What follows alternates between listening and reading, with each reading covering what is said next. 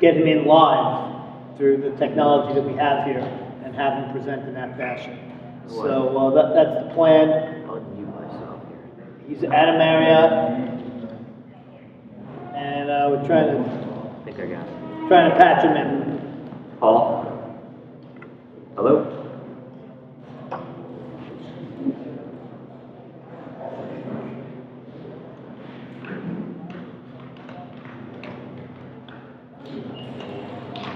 I don't know if he's going to be able to hear me, but...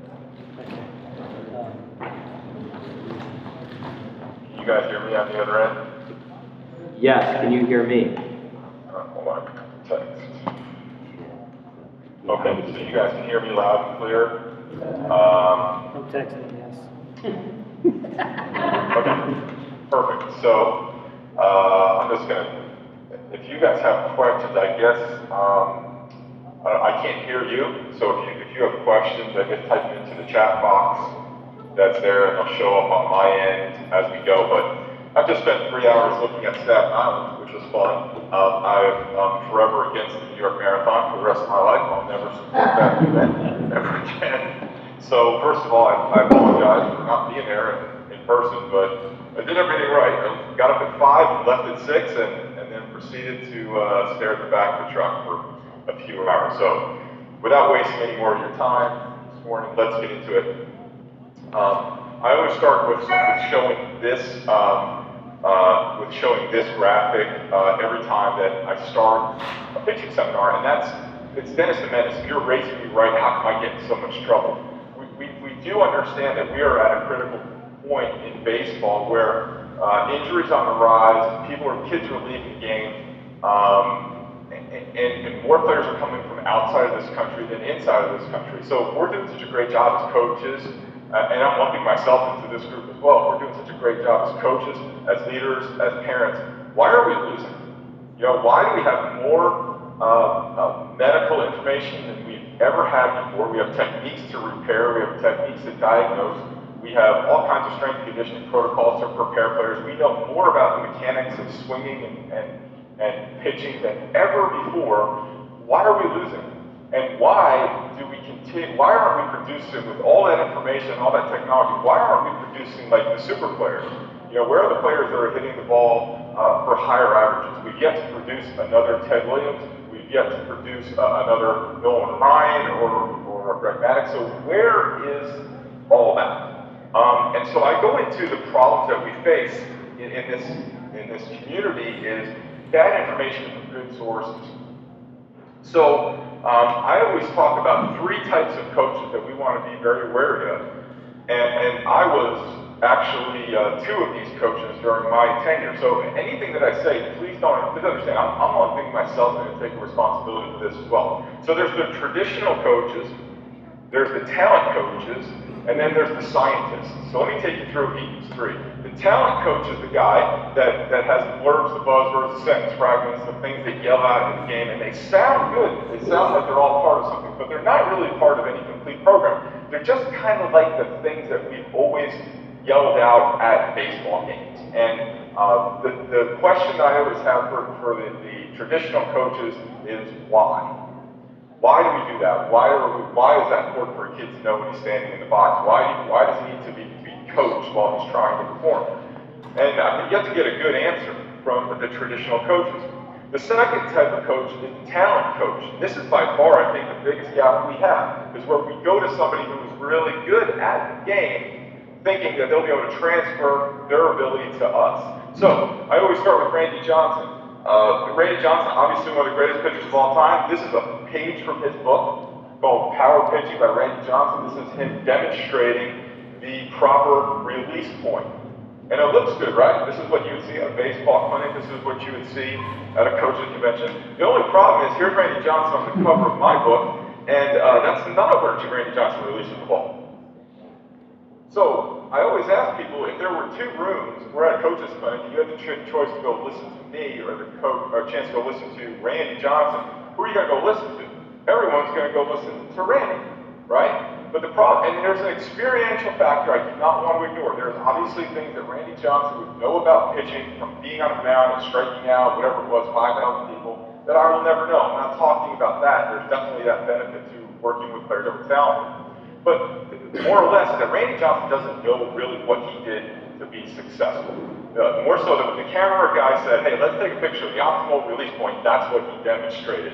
But when you ask him to throw, to compete and to throw, that's what he did.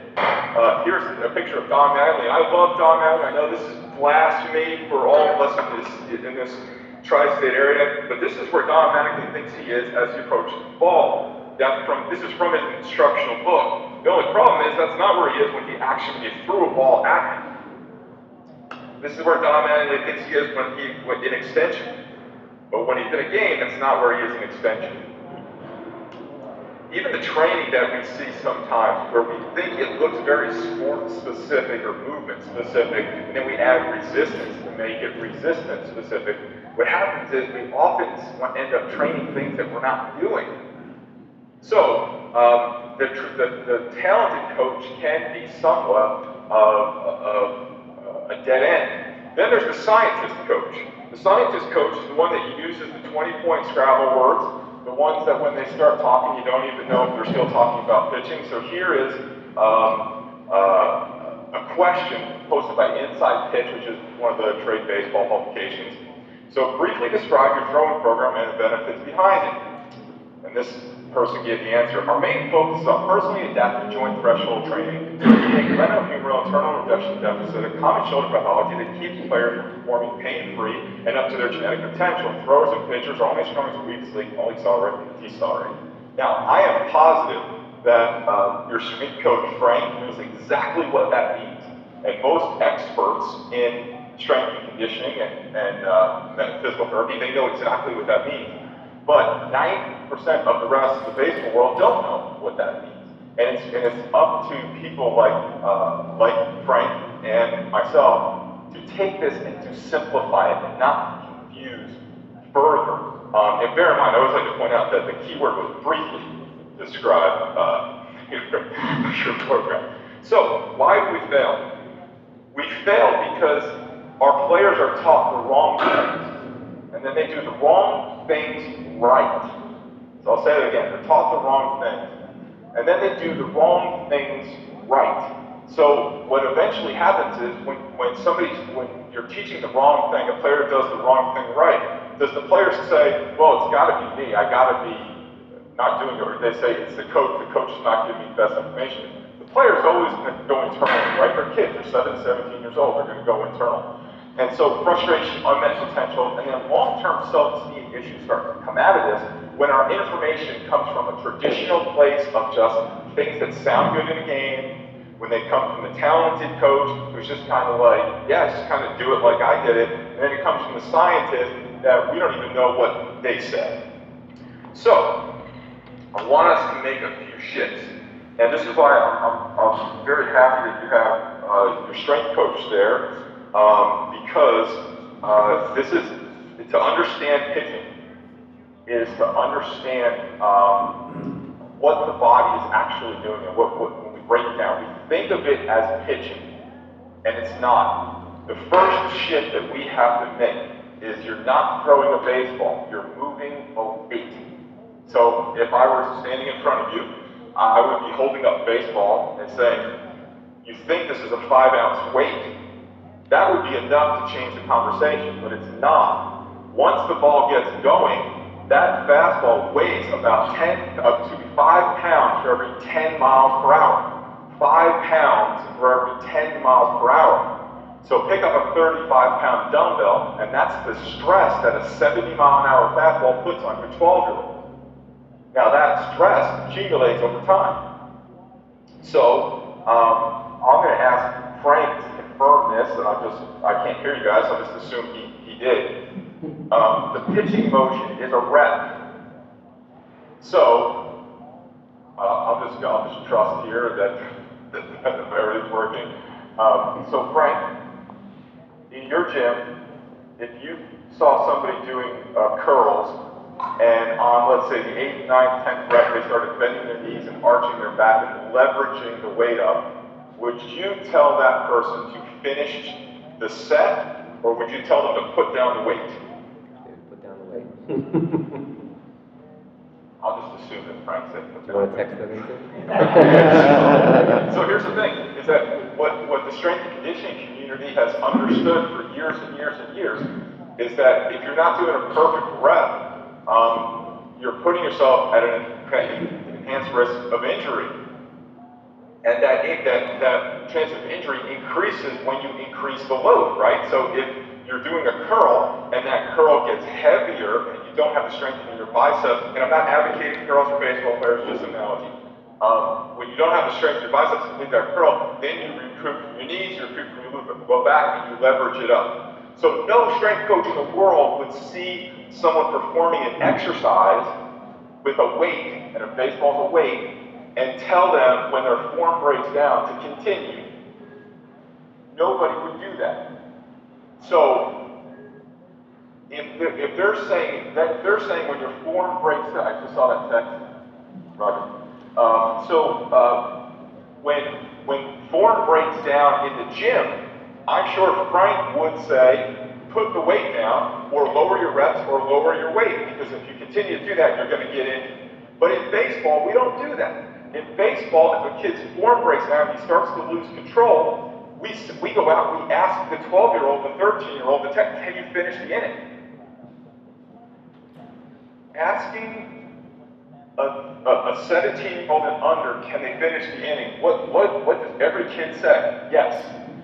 I want to change your thought on that. Asking them, can they finish the inning, is the equivalent of asking them, what do they want to eat for dinner? If I ask my 7-year-old, 5-year-old what they want to eat for dinner, it's potato chips and M&Ms. So, they're not in control. We are in control. When form breaks down, put the weight down. The first sign of form breaking down is loss of control. So if you got a kid who's cruising along and all of a sudden he can't find the plate, his muscles are becoming fatigued. When his muscles become fatigued, his form is breaking down. I hope, I have a strange feeling that Frank, your strength is nodding right now. I hope he is. Text me if you're nodding, Frank. So if we look at the pitching motion as a rep, then we look at innings as sets. So, nodding, very good, awesome. So, if a pitching inning is a set, here's where I'm going to go to Frank again. If I give you 15 curls to do, and then I give you 10 minutes off, 11 minutes off, and then you do 15 again, and then 11 minutes off, and you do 15 again, you could go at that pace all day long, right? Because you're not going to get into fatigue. Well, let's say I send you out there to do 25 curls, and then give you 7 minutes off, and ask you to come back and do 20 again. You might be done in the 20. So we can talk about pitch count in the Q&A if you want, but let me just take a little side note here. I'm really upset that I'm not there because I'm holding in my hands the cover of Collegiate Baseball. And Collegiate Baseball is the trade publication for baseball coaches. And on the cover of Collegiate Baseball, there's an article about pitch count rules being mandatory in the 2017 season. Let me give you guys a warning. This is regulation. These rules are not about players. These rules are about parents and coaches. Regulation comes in to protect people. So what they're saying with these rules, I think this is an absolute embarrassment that these rules are put in place. I think it's an embarrassment for our industry, and I'm in that industry, that we have to have regulations to prevent pitchers from throwing too much. So what these rules are basically saying is, if we'll let you, we don't regulate you, you'll run these kids into the ground. Now, I'm going to give you guys some cause for parents and coaches that are listening to this. If there's a lawyer in the room, I hope you'll be nodding. What comes after regulation? If regulations don't work, laws. And then what comes after laws? Lawsuits.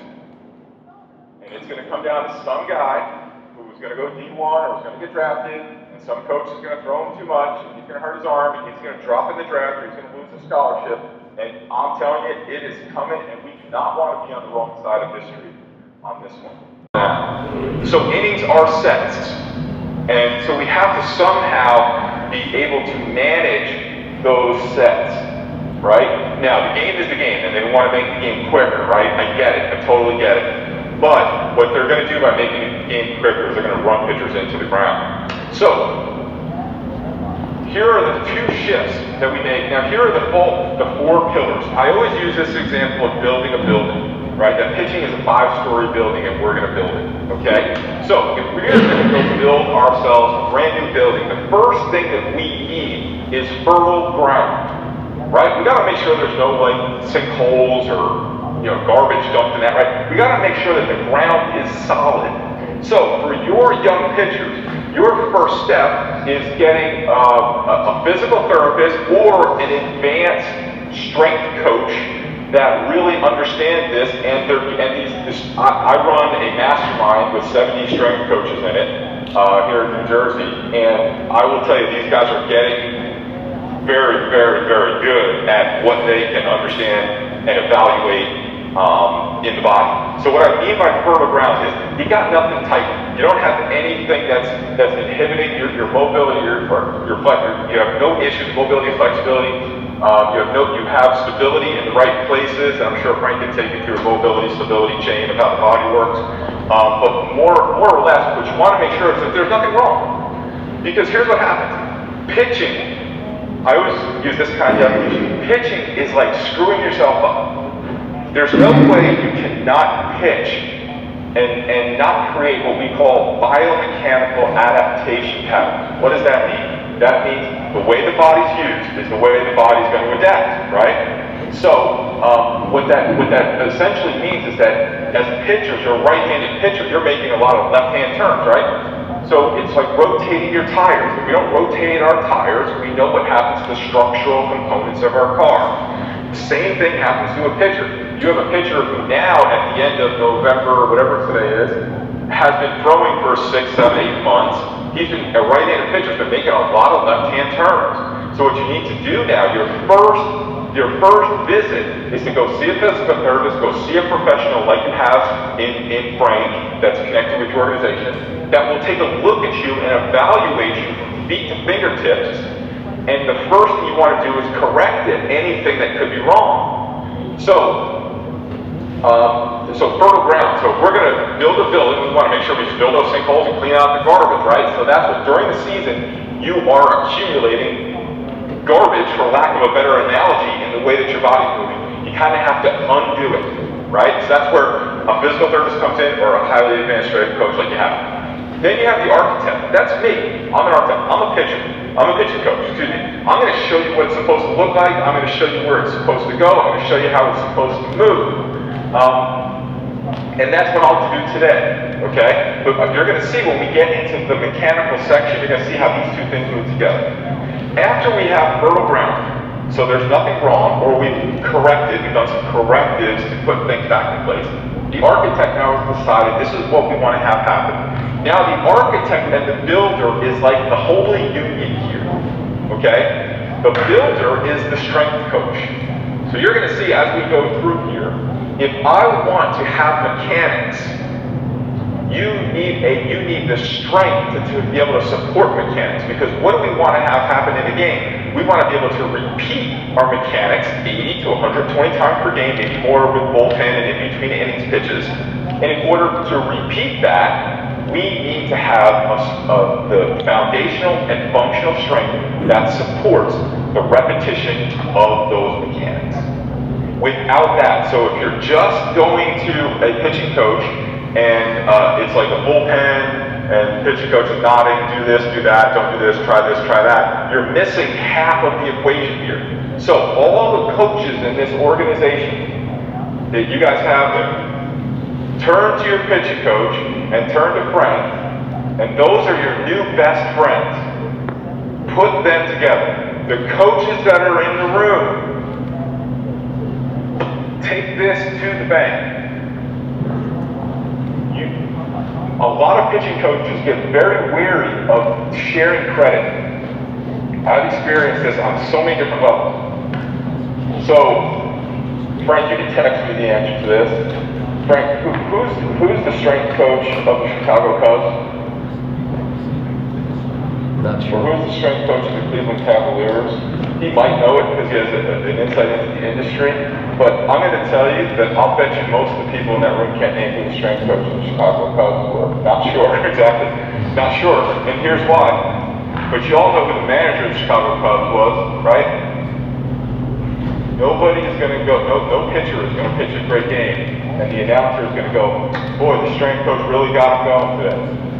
You're not going to give up your credit as a pitching coach or a coach by turning over some of the responsibility of preparing your players to the qualified medical and health professionals that we have. You are going to get all the credit. They are going to make you look like superstars if you let them. If you let them, because you're an architect and they are builders. And if you want to have a great building, you need all three of these things to start. Then we have the building manager, which is the coach. So the coach is the building manager, is how the building gets used, right? So how it gets used, how it gets worked on. And so that's the coach who's going to manage pitch counts, manage outings, manage in between starts and stuff like that. So, if you guys do have questions, just, I guess we can type them in that chat, or I don't know if we can turn on the mic or whatever, but, so the question is now, is what's a good rep, right? So we know the pitching motion's a rep. And so I'm an architect, so I'm going to talk about the rep. And then I'm sure Frank will go through and take you through how to build and to support that rep. So here's the one thing I want you to do, forget the arm. Change your thinking to body mechanics. When we talk about pitching, we always go to the arm first. We talk about arm action, arm pad, arm slot, release point, all these different things. Forget all that. If I were with you today, you would be looking at a cardboard stand-up of the Leaning Tower of Pisa, which we're going to get into later. But understanding that the arm is the last thing to happen in the delivery.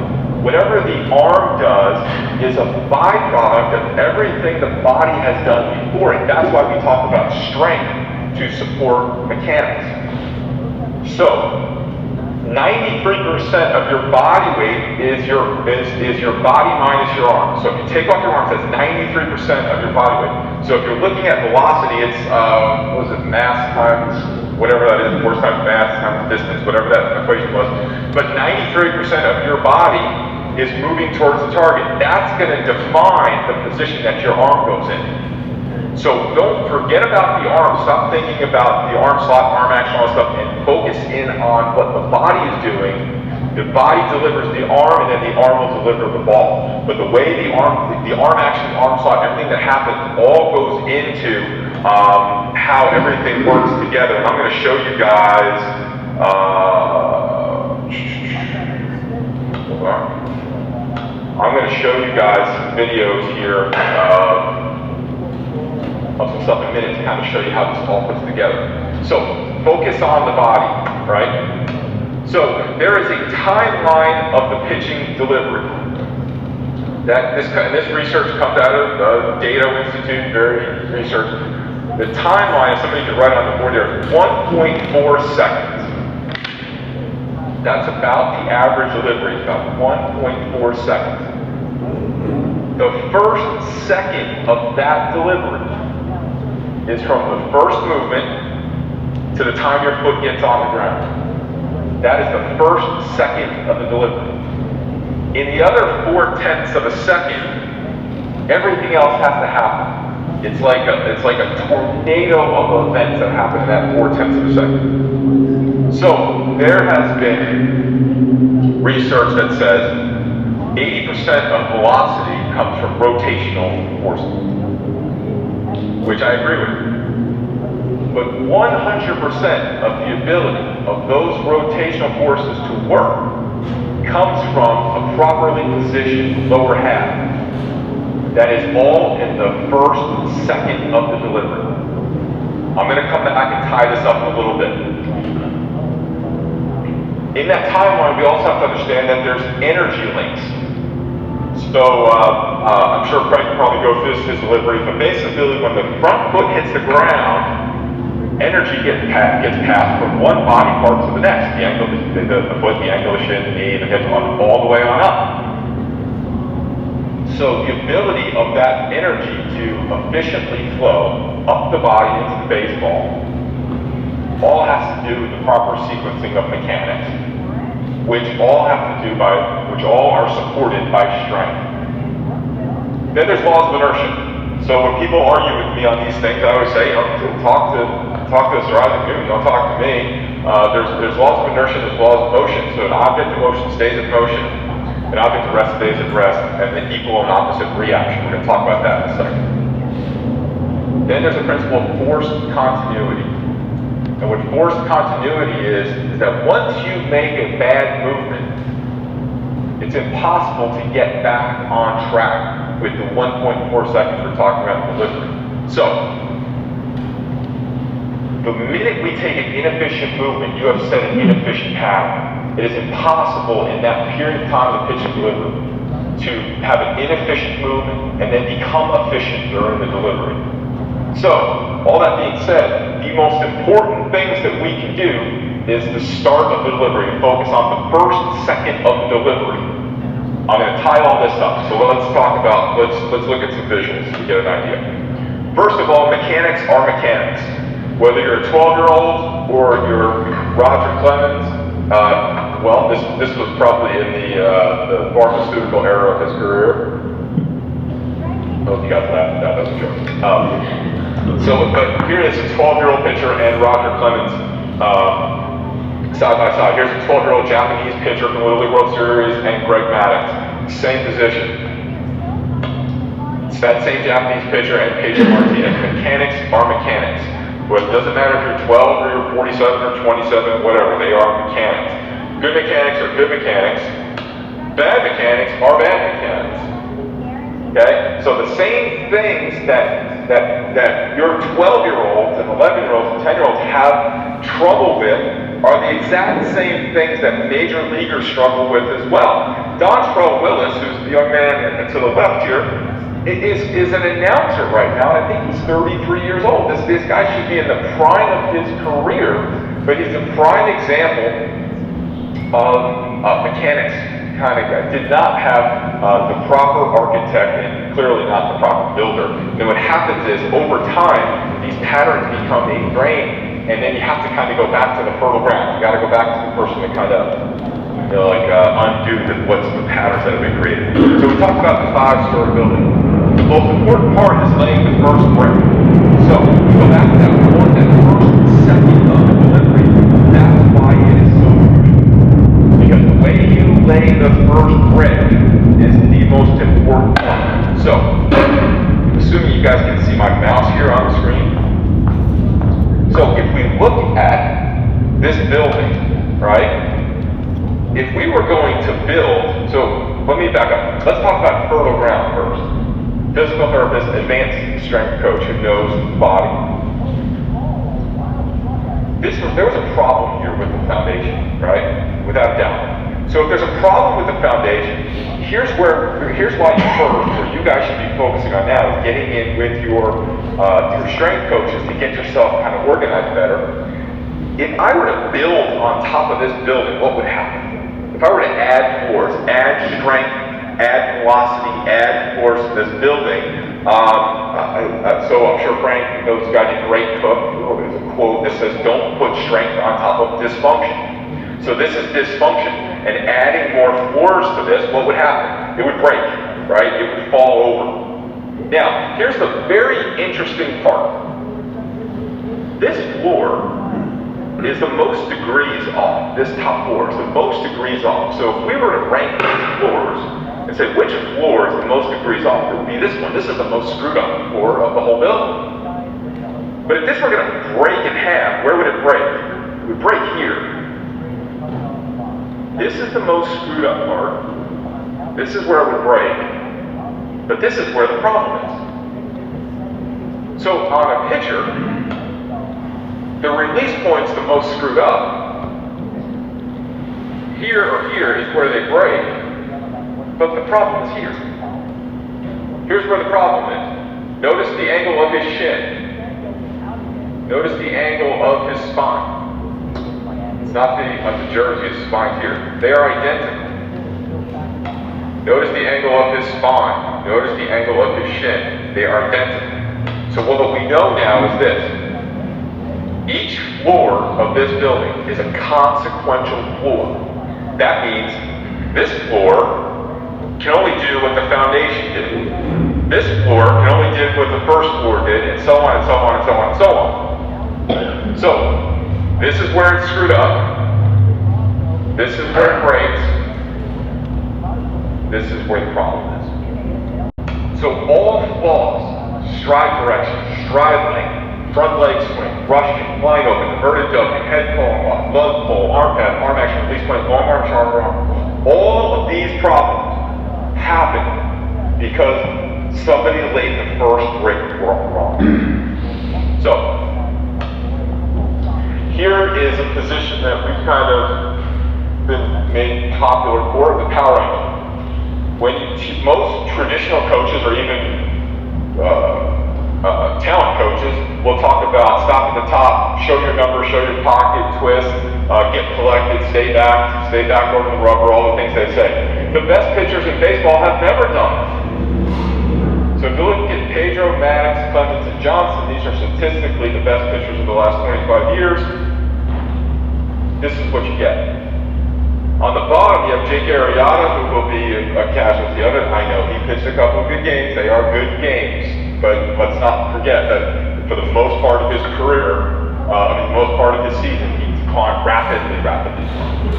Jeremy Bonnerman was a pitcher with the Tigers who was kind of like an Arrieta type, dominant for a year or two, faded off. Mark Pryor should be tweaking up on his 250 win, not out of baseball, and none of us see Steven Strasburg pitching 10 years from now. So here's something I always like to talk about. What you see on a major league field, God made. Okay, God makes the major leaguers. Everybody you see on a major league field is somewhat of a genetic freak. There's no way you don't get to that level without being a little bit of a genetic freak with God-given abilities that most of us can't understand. There's a lot of 6'6", 230-pound people in the world, but not all can do what LeBron James does. The difference between a genetic freak and a long-term superstar is strength and mechanics. If you are taking notes, write that down, circle it, star it, underline it, bold it, highlight it. The difference between a genetic freak and a long-term career is strength and mechanics. Now, genetic freak and God-given abilities has levels. There are kids on the high school level that have genetic abilities for the high school level. The difference between a good high school career and a great one is still strength and mechanics. Strength and mechanics. Functional strength is support mechanics. We go two ways around it. So, here's why you want to make best friends with your strength coach. With Frank. So, as pitching coaches, architects, I see power. Right? That's what I see. I see a position, a movement, right? I like that it's organized and efficient. But here's what it is. Foot stability, ankle mobility, quad core strength, and core to lift your leg. Now, the coaches in the room, here's a phenomenon that I encountered when I was, I guess you guys maybe don't know who I am.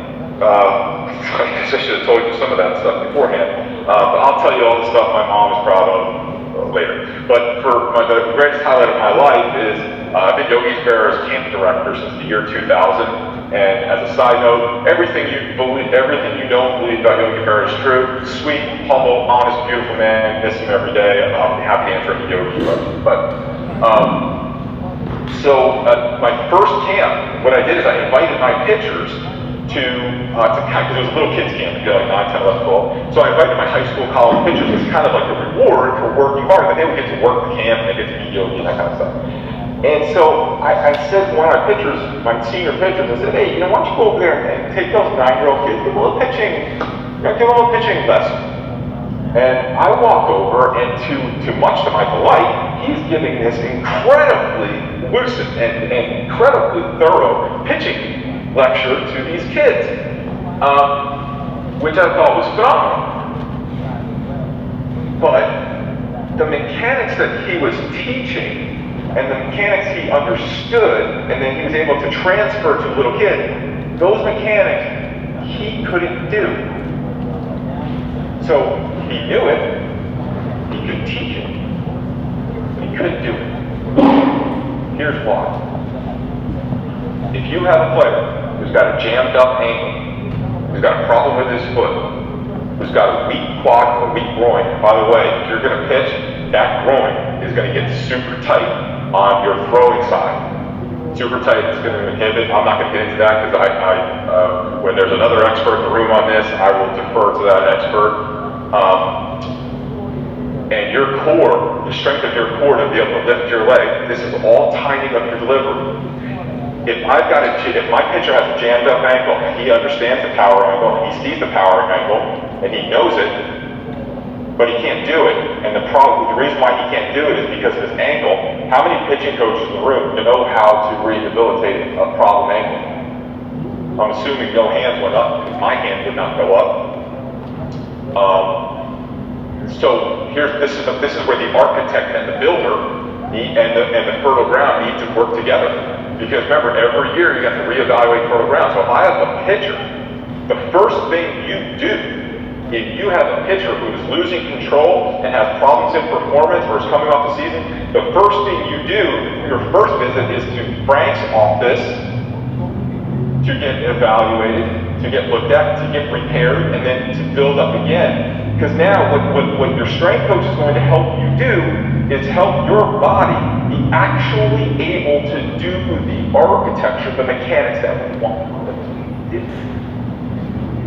If the ankle is jammed up, if they've got a problem in their ankle, they've got inflammation in the ankle, it's tight, they don't have that mobility in the ankle because their muscles are too tight, it's decreasing flexibility in the ankle. I tell people that I do distance coaching with, I could move you into my house, you could sleep on my couch, and every single day we could go out and we could train the power ankle. But if that ankle does not have the mobility, that effort, that time, that energy, and that instruction is wasted unless you have someone who knows how to repair that ankle. That's why we go back to the 4 pillars.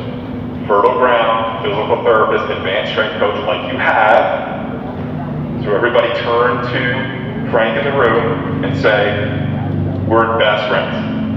We're now best friends. I swear I didn't say that. Frank and the pitching coaches in the room turn to him and say, we're best friends. Frank, you turn to them and say, we're best friends. We're going to work together so that we can get the result we want on the field.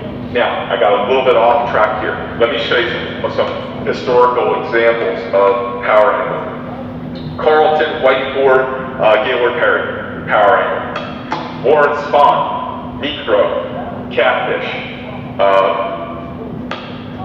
Eckersley, look at Gibson in the middle. Even Jim Palmer with his big leg pick, not the best mechanics, but you see where they were moving. They're all moving towards home plate in their delivery. So, now, as we move out of the power angle, we start to move towards home plate. Here's one thing that I want you to understand. I want you to really look at the role of that back leg. Now, that back leg, it's not just the leg, it's connected all the way up through the left shoulder, and I'm not going to get into that. You have someone there who's an expert who will do that. But there's more connections here than just what we see as baseball people. So I'm looking at posture, and that posture is head and spine. But foot, ankle, groin, glute, core are all engaged here, and even up to the left shoulder. So what I want you to do is I want you to look at the guys on the top, right? Hall of Famers. Here's 2 pictures that I like to point out. If you really want to get astute at looking at mechanics, you have to look at timing things. So for me, the hands separating are timing. Okay? So if you look at Clemens here and Pryor here, you see they're pretty close. And Clemens is a little bit further, but not so much that it'll make a difference. Look at the difference between where Clemens is in his delivery on the mound and where Pryor is. Light years. Light years. Right? So it's almost like if you were running a race and your first movement is forward or your first movement is back, who's going to win the race no matter how fast you are? Right? So that was built here, where he's moving forward and he's back and twisting and turning. So you see where the difference shows up here. The second position is elbows. Okay? So what you're looking for, and by the way, if you want to see aggressive movement to home plate, look at Randy Johnson's hair. That's aggressive movement to home plate. So, whoops, what did I do for you? So what we're looking for is equal and opposite elbow angle. So if you look at the difference in, when we guys talk about arm half, arm action, don't bring up the arm. The arms are not working here. What the arms are doing are balancing. So if you look at Pedro Martinez's angle, you look at about 130 angle, 1 degree angle here, you look at that matched angle here, head and spine, between balls of feet, over center of gravity. You're looking at the same thing here with Clemens, Maddox the same way, but look at their arm paths. Their arm paths are all different. So when you talk about like point the ball at second base, I don't even know what else they're saying anymore. These guys aren't doing it. So if we told Greg Maddox point the ball at second base, we'd be screwing him up, right? Now, all of these guys are getting into that same exact position, right? Equal and opposite elbows. Same position. But look at the difference between where their foot is versus these guys and where their spine is. All of their spines are going back to 12 o'clock. I'm sorry, 10 o'clock. 10 o'clock. This is midnight, 10 o'clock. Right? Look at these guys. They're all stacked and moving towards home plate. Right? So these guys are kind of leaning back. So what's going to happen is when their front foot hits the ground, they're going to kind of catapult over their front leg. Now, here's where it all comes down. Well, this is just an upper view if you want to see what that looks like. So now, the foot hits the ground. When the foot hits the ground, the energy is going to start coming up the body. When the energy comes up the body, it's going to go to the foot, to the ankle, to the knee, the shin, to the hip, and all through all the muscles to the low back. So what happens is, this is a position that we call hip and shoulder separation. That is the mechanical position. Torque is the strength position. So what you're seeing is hips are turned, and shoulders are pinched. The elbows are pinched behind, and the shoulder blades are pinched. So you see here, hips are turned, shoulder blades are pinched. Hips are turned, shoulder blades are pinched. Now these guys, their shoulder blades are pinched too. Right? Very similar position. But there's one big difference. I want to give everybody a minute to look at it. There's one big difference between the upper half and the lower half. What's the difference? The upper half guys, their foot is on the ground. So their kinetic energy chain and system is loaded. The guys on the bottom are not. So they're all out of sequence. This is where we're going to backtrack a little bit here to connect these dots. This is where that 1.4 seconds comes into play. Because now you have guys, they know they've got to throw. These guys know they have to throw. So what's going to do the job? These guys, remember the difference between a genetic freak and a long-term career is strength and mechanics, right? These guys have the proper sequencing. These guys are starting to throw before their foot hits the ground. So what do you think is going to pay the price? What's going to do the job? If they can't use their lower half, if they're not getting any energy coming out of their lower half, what's going to do the job? They're going to do it with their shoulder and their elbow. And what's going to break down over time? Their shoulder and their elbow. Right? Because they're not using the rest of their body. So remember, when we go all the way back here,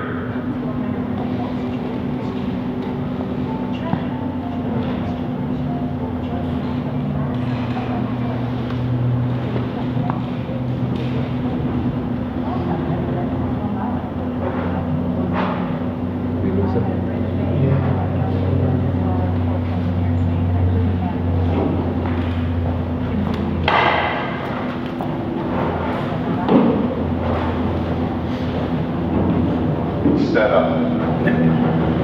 From the first movement to the foot hits the ground. Think about the body. Remember, so I'm going to keep going back and forth here. We're going to explain it. This back leg is working this entire time. Your whole body is supported on one leg with the first and second air delivery. The whole body is supported by one leg on the first, on 66% of delivery. But when we talk about pitching, we focus on arm. back leg is supporting your delivery for 66% delivery, okay? So when we go back here and we talk about energy links, we understand here in this position here how energy links can either, something could go right or something could go wrong. Now these guys, when their foot hits the ground, they're gonna have the same kinetic energy links. It's just gonna be all out of sequence. So it's gonna be like a puzzle that you threw up in the air and all the pieces fall all over the place. Laws of inertia, action, reaction, okay? So, let me take a video.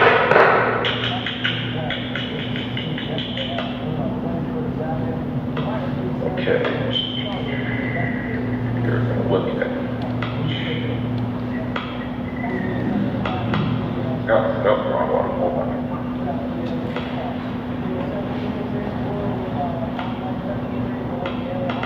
Okay, so these guys have been friendly with it, and customers with us for a while.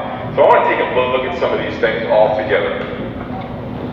So if you look here, typical, pretty traditional stop at the top. You see his elbows are tilting, so his shoulders are going back, so he's creating kind of a 1 o'clock on clock here. Now watch, as he comes out, look at where he's going here. So where his home plate is here, where's his head? There. As he comes out, and watch, he's going to flop that foot over.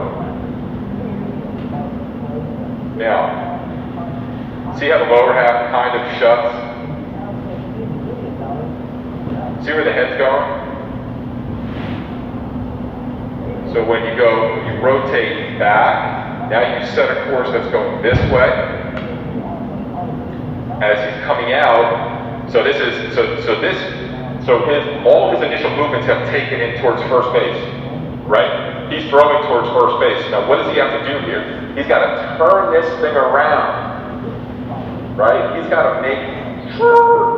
turn here and try and land this thing in all in a blink of an eye, right? So you see that elbows are tweaking out of sequence before the foot gets down. Now, watch, I want you to look, the parents that are here. So when it comes time, look where the head starts running away. When this gets big, this angle gets big here. Here and here. Look what's going on here. Now here's the thing, is this only tells half the story. Because this is the good half of the story. These are accelerator muscles, or internal rotators. Okay? So these are actually the stronger part. What's going on the backside, where the problem's going to be. But look what's going on here, and you guys can all look at Frank for a confirmation, but I believe it's called traction stress.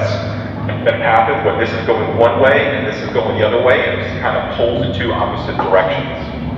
Let me show you something else.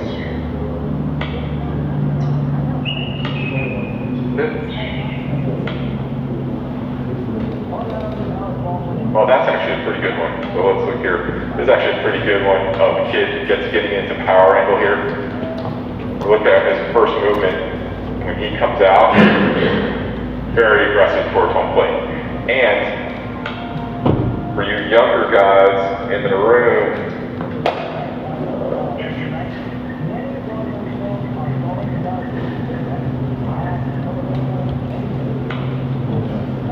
is a 9-year-old. His dad made this little contraption for our wall drill, where you just need a wall. There's a 9-year-old and a kid who's about to head off to school. Mechanics are mechanics. Now there's strength issues, right? There's distance issues, but the movement to advance the ball efficiently, effectively, and safely to home plate are the same. Okay? Now, do you guys see here when I said if you've got a jammed up ankle, or you don't have the core strength, or the quad, or the groin strength, or the flexibility in those areas as well, to be able to do that, I can't stand over you as a pitching coach and give you mobility of the ankle. Right? That's where you need a professional to give you those things. Let's move on. Okay. So, where were we? Glove. So look at the bottom half as we continue here. Do you see where all those guys now, where you just see like the looks on their faces and where their heads are going, and you see the spine and the shin kind of match up. Where now he's kind of catapulting over this front leg, he's catapulting here. Where you see all these guys, they're delivering the baseball. Heads are on the target, heads are over their spine, foot's lined up with home plate. Take a look at this when it comes to stride, okay? Here's Maddox, dead on home plate, Clemens dead on home plate, Johnson, Martinez. Look at how far Arrieta is off the home plate. Look at how far Strasburg is off the home plate. It's an old Tom Seaver one over here for us old guys. So that more or less tells the whole story. So here's the thing with, I get questions all the time about Jake Arrieta. So does he have freakish ability? Yes. Should he be fixed? Yes. Will he get fixed? No, probably not. Probably no more than Clayton Kershaw would want to get fixed. I'm not a huge fan of Clayton Kershaw's mechanics, but Clayton Kershaw's got 300 million reasons not to fix his mechanics, right? But I'm not really so much interested in that as I am in what you guys do day to day, because the newsletter that we sent out this morning went out to 284,000 people. We get, on average, over 1,000 emails a day in our office. We have a whole team that their only job is to sort through those emails. And I'm going to tell you, the stories that we get about injuries on kids that could be completely avoidable. And I'm going to tell you, from the parents in the room and the coaches in the room, there is no, I've talked to so many of these dads. There's just nothing worse in the world than think that you put your son in a position that you got hurt. And because a child just doesn't understand that. So when you look at Jake Arrieta and say, well, he can do it.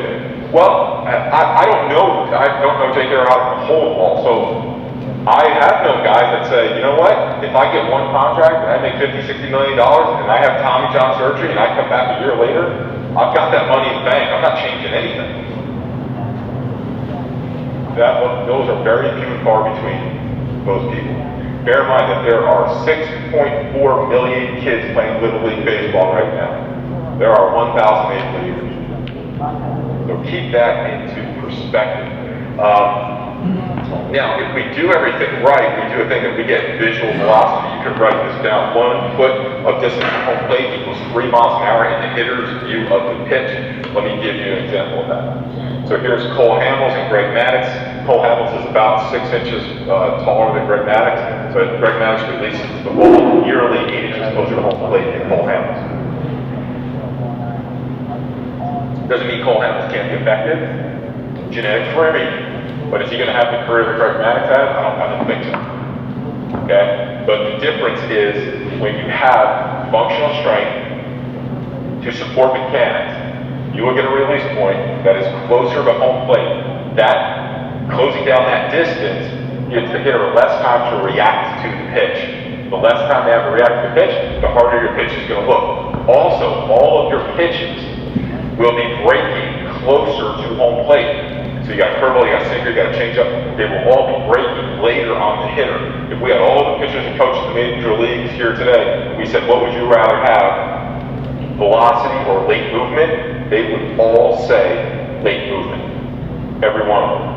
So doing all these things right that we just went through can give you, if you want the fastest velocity bump that you want, is functional strength to support mechanics, and it'll get you closer to home plate. So let's start to build. I want to show you guys, one thing. This was an epiphany for me. There is a drill, and this kind of starts, I just want to kind of reiterate where we start with. I had an epiphany about a year or so ago, talking about a drill called the rocker drill. And so the rocker drill is this, where you kind of set up your lower half and you rock back and forth and throw, right? So I don't know any pitcher in the world that doesn't look beautiful in the rocker drill, right? Look at this pitcher here. Head over, front foot, out in front of the front foot, gloves out in front, tracking towards home plate, knees bent, flex. It just looks beautiful, right? And we use this as a drill to say, to try and reinforce good mechanics. So, every pitcher that looks good in the rocker drill, and just follow along with the logic here. If they look good in the rocker drill, we start really looking at, what does the rocker drill do? The rocker drill presets the bottom half. So there are no flaws. There are no flaws in this delivery. This looks really good. Because the lower half was preset. So in other words, if we can deliver the pitcher to that optimal stride, that optimal front foot position, everything else kind of looks good. If we can deliver him. So, for your instruction, for your thought process, if everything goes well, once we get them to that front foot position, wouldn't that then lead us to believe that all of our instruction should be focused on getting them to that position? Let me show you. Here is that same pitcher going to the mound.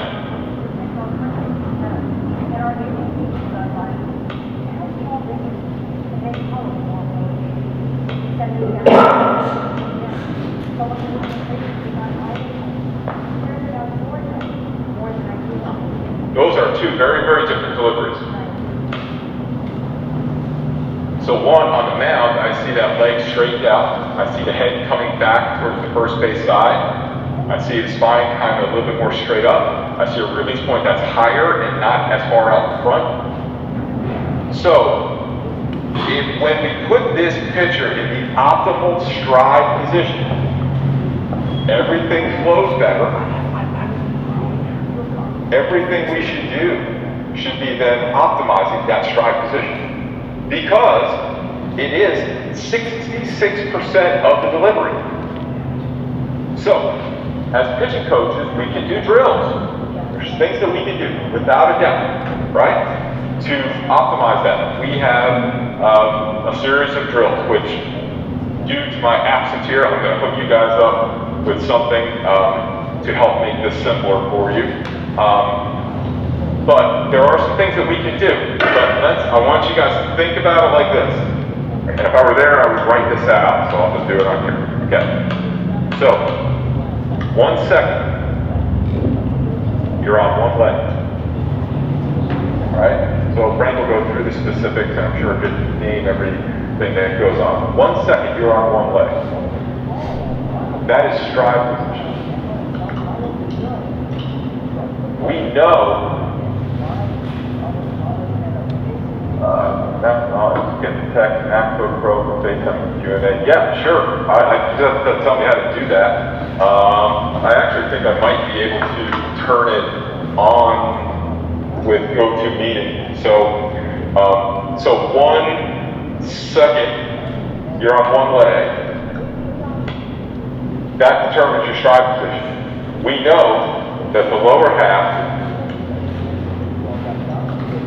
becomes a mirror for the upper half, right? We know from here. So, if we were to take these two pictures and put them into the rocker drill, they would look like this. But if we take these two pictures to the mound, their stride would be out of position, and they would look like this. This is what's the most screwed up. This is where they were gray. This is where the problem is.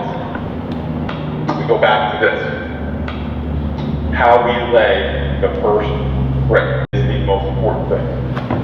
So, understanding all this, I'm going to go back to my notes here, and then we can go on to Q&A if you want.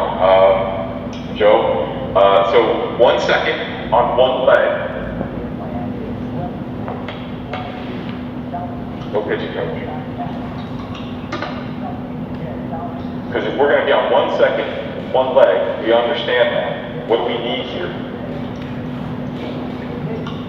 Strength. We need flexibility, mobility, right? This is where this comes together, okay? And if we have a proper stride position, we know the lower half and the upper half are mirror. So if we do those things right, if we set up the lower half the right way, let's go back to here. All the flaws that we talk about tend to go away.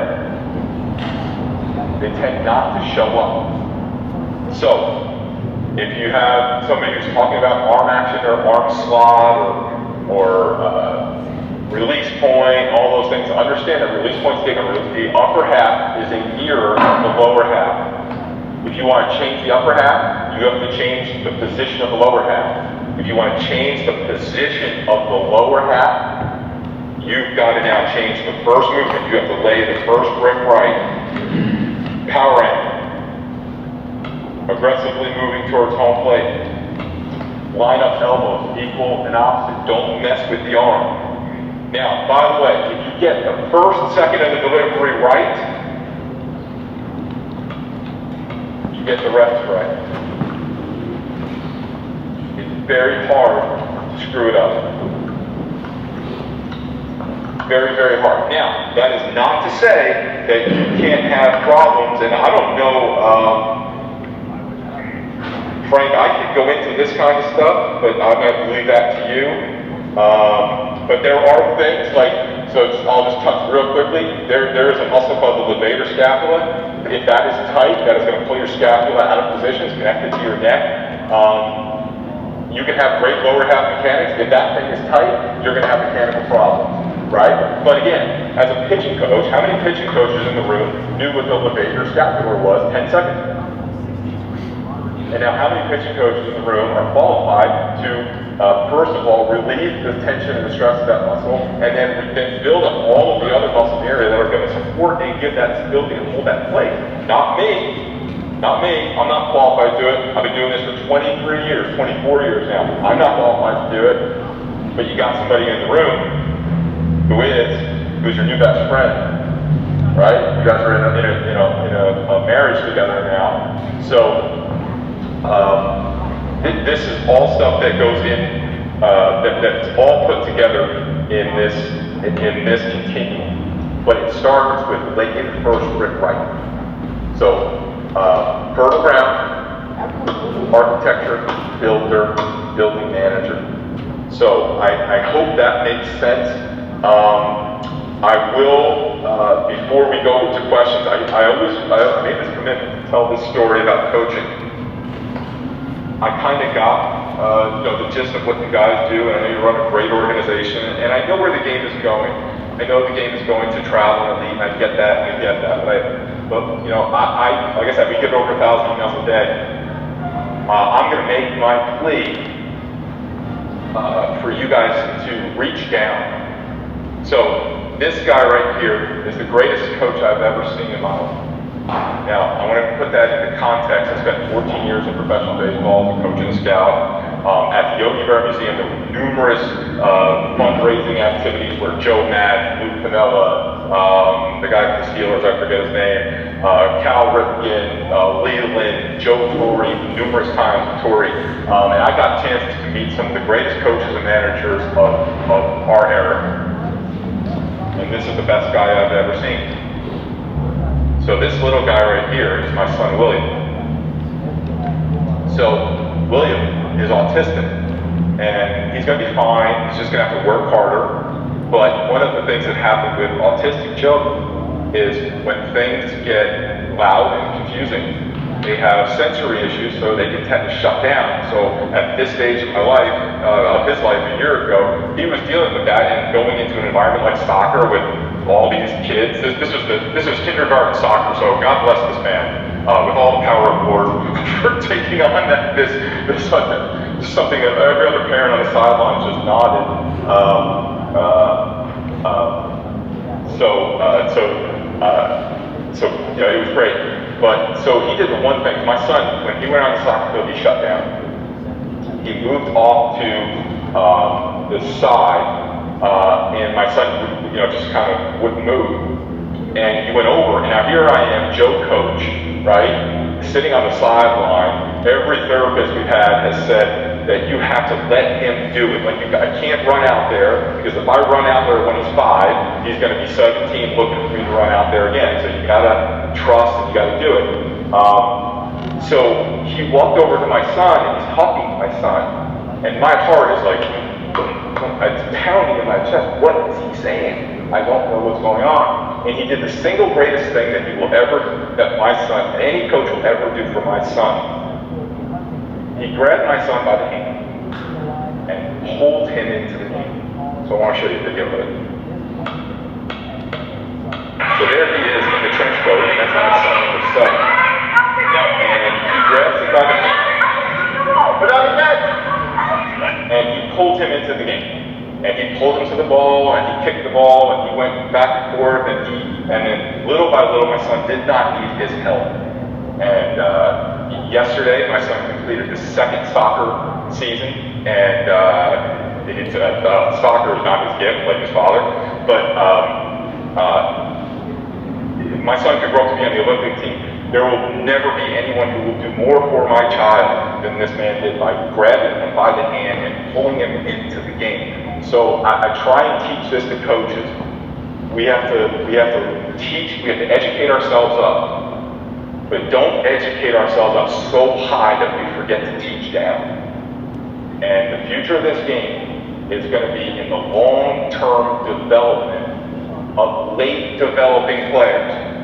The long-term development of late developing players. The long-term development of late developing players. We can't make a system that chases 8, 9s, and 10s out of the game because they're not elite.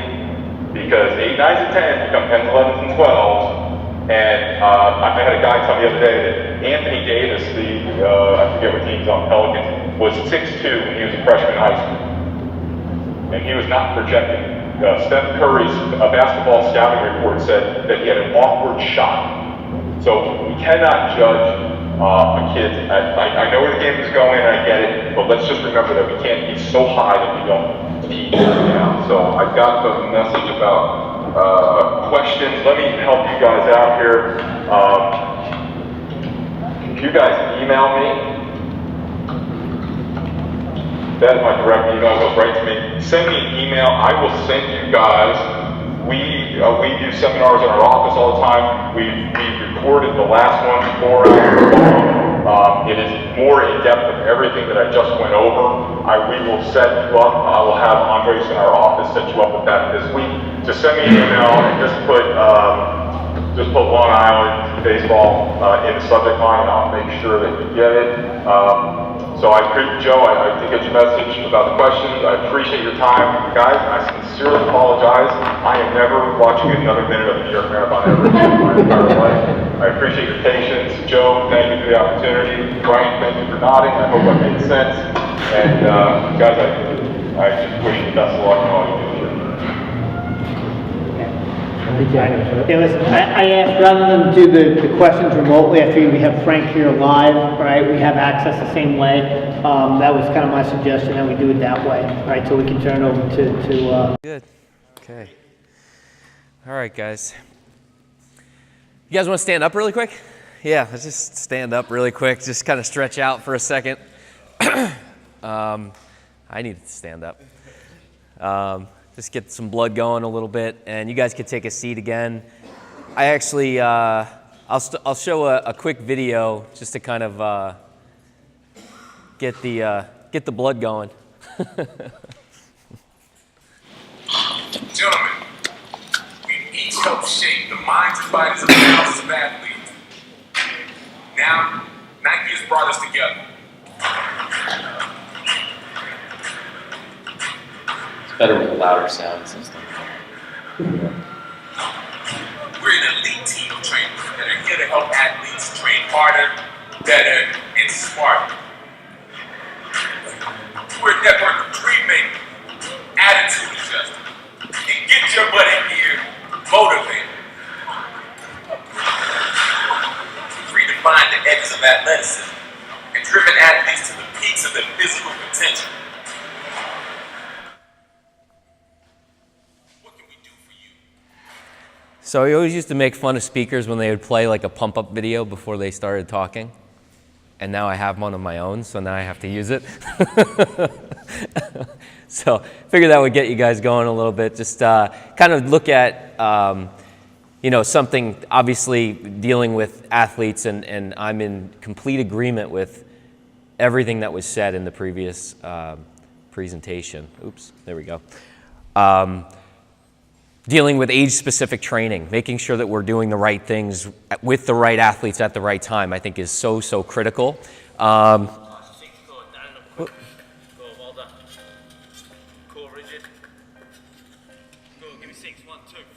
Oh, you know what that is? Talent can only take you so far without hard work. It's the video that comes up after. Instill into the players that I work with from the moment they enter the gym.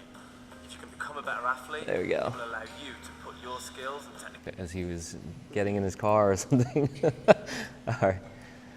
All right. So I think one of the things, just to start off, it's to speak to that, being able to train and do things with people at the right times at certain points of their career. And being in a room like this with parents and coaches, this is like where I want to be in my career, is to be able to take the information that we maybe do at the highest levels with Nike athletes to some of the collegiate players and professional athletes that we work with at our facility in the summertime, and really have that information trickle down to where it should be. Because as Paul mentioned, the developmental aspect of training is the biggest part. You came up before, you're talking about that age group of 6 to 10-year-old athletes is such a critical time to lay the foundation and the groundwork. Paul talked a lot about the physical foundation. We're going to dive into that a little bit, but there are actually developmental windows where kids can get and I guess you could say have their potential be improved if you take the right moments at those developmental windows and do the right things in those times. And when those windows shut, you could never go back to that point and develop that. Not to say that you can't make a kid, improve at certain points of their career, but there is a window on potential when you miss those critical windows. And it's different for anybody. You guys line up, think of your son or your daughter's age group right now. You line up 10 of those kids of the same age. They all look like they're different ages, right? So in our program we have an 8 to 10 and a 10 to 13 type split in our age groups, but it really comes down to maturity level. It comes down to their physical maturity as well as mental maturity. There's definitely a lot of gray area when it comes to that. So when I talk about these developmental windows, it's not, when they're 6 years old, they need to be doing X, Y, and Z. Or when they hit their second developmental window, or it's 10 to 11, they have to be doing X, Y, and Z. It really depends on the individual. And that's why it's important, I think, to be thinking of this thing in a consistent, long-term way, because it's something that now we're realizing we need to be doing. Right? As Paul talked, most of us played sports when we were younger. You just went out and played. Now, most sports are organized, right? So, I'm not saying it's good or bad. I'm not here to judge the difference. I don't think we're going to go back to that. It's kind of foolish to say that kids are going to all of a sudden one day just go out to the playgrounds and hit the monkey bars and the swings that aren't there anymore. It's just not going to happen. So we have to create ways to work on functional movement, do things in a more structured environment so we're hitting those critical points, because the kids are not doing it on their own. The techniques that we use to assess athletes, I don't think that the people in this room needed it when they played. I don't think we needed a movement screen back in, the 70s, because kids went outside and they did a lot of different types of movements, right? Now you have this kind of early specialization. People are doing things where they're not only picking a sport, but picking a position early on, okay? So that's something that we want to try to talk about throughout this presentation. I'm going to dive into some of the science, but as an overarching theme, the biggest thing is to look at this in a long-term view, and that there is this foundation of that consistency and long-term view. So a little bit of my background, as you saw in the video, I'm on the Nike Training Network. I've been on that for about 2 years, 2.5 years. We do a lot of work with some very cool projects, like we developed a new app for them with all different workouts. If anybody has the Nike Plus training app, I've got about 8 programs in there, and we do a lot of work. It's a totally free app, so it's something that you guys may want to jump into. You can't search by trainer, but if you look through a bunch of them, you'll find some of my programs in there. We do cool programs like that, and then also things like just photo shoots where we make sure that they're not going to look foolish in the video or the ad. I have founded, as you guys probably know already, I have a training center in Islip, right down on Main Street. Our building's on Main Street. We're right around the corner, and the parking lot's in the back and entrance on the side. Some of you guys have already been there with your sons and daughters. And I also do a lot of education. Paul talked about Gray Cook. He mentioned the name Gray Cook, if you remember. I've worked under Gray for about the last almost 10 years now as an expansion team presenter. So if you guys are familiar with the Equinox Fitness Clubs, I rolled out the entire education for FMS over a 6-year period, and that's how I ended up working with Nike from that experience. I don't do as much for Equinox as I did in the past, but that's okay because I have a lot of other projects that we work on, especially more local things that I'm getting more excited about. I was also a high school baseball coach for 3 years at Bayshore. So I was the assistant coach at Bayshore for 2 years, the assistant varsity coach under Mike Herbst, and then I took over the JV group in my 3rd year, and I realized I didn't have enough time to do what I really should have been doing and putting the amount of effort into it. So I decided to step down, but I do miss the game tremendously.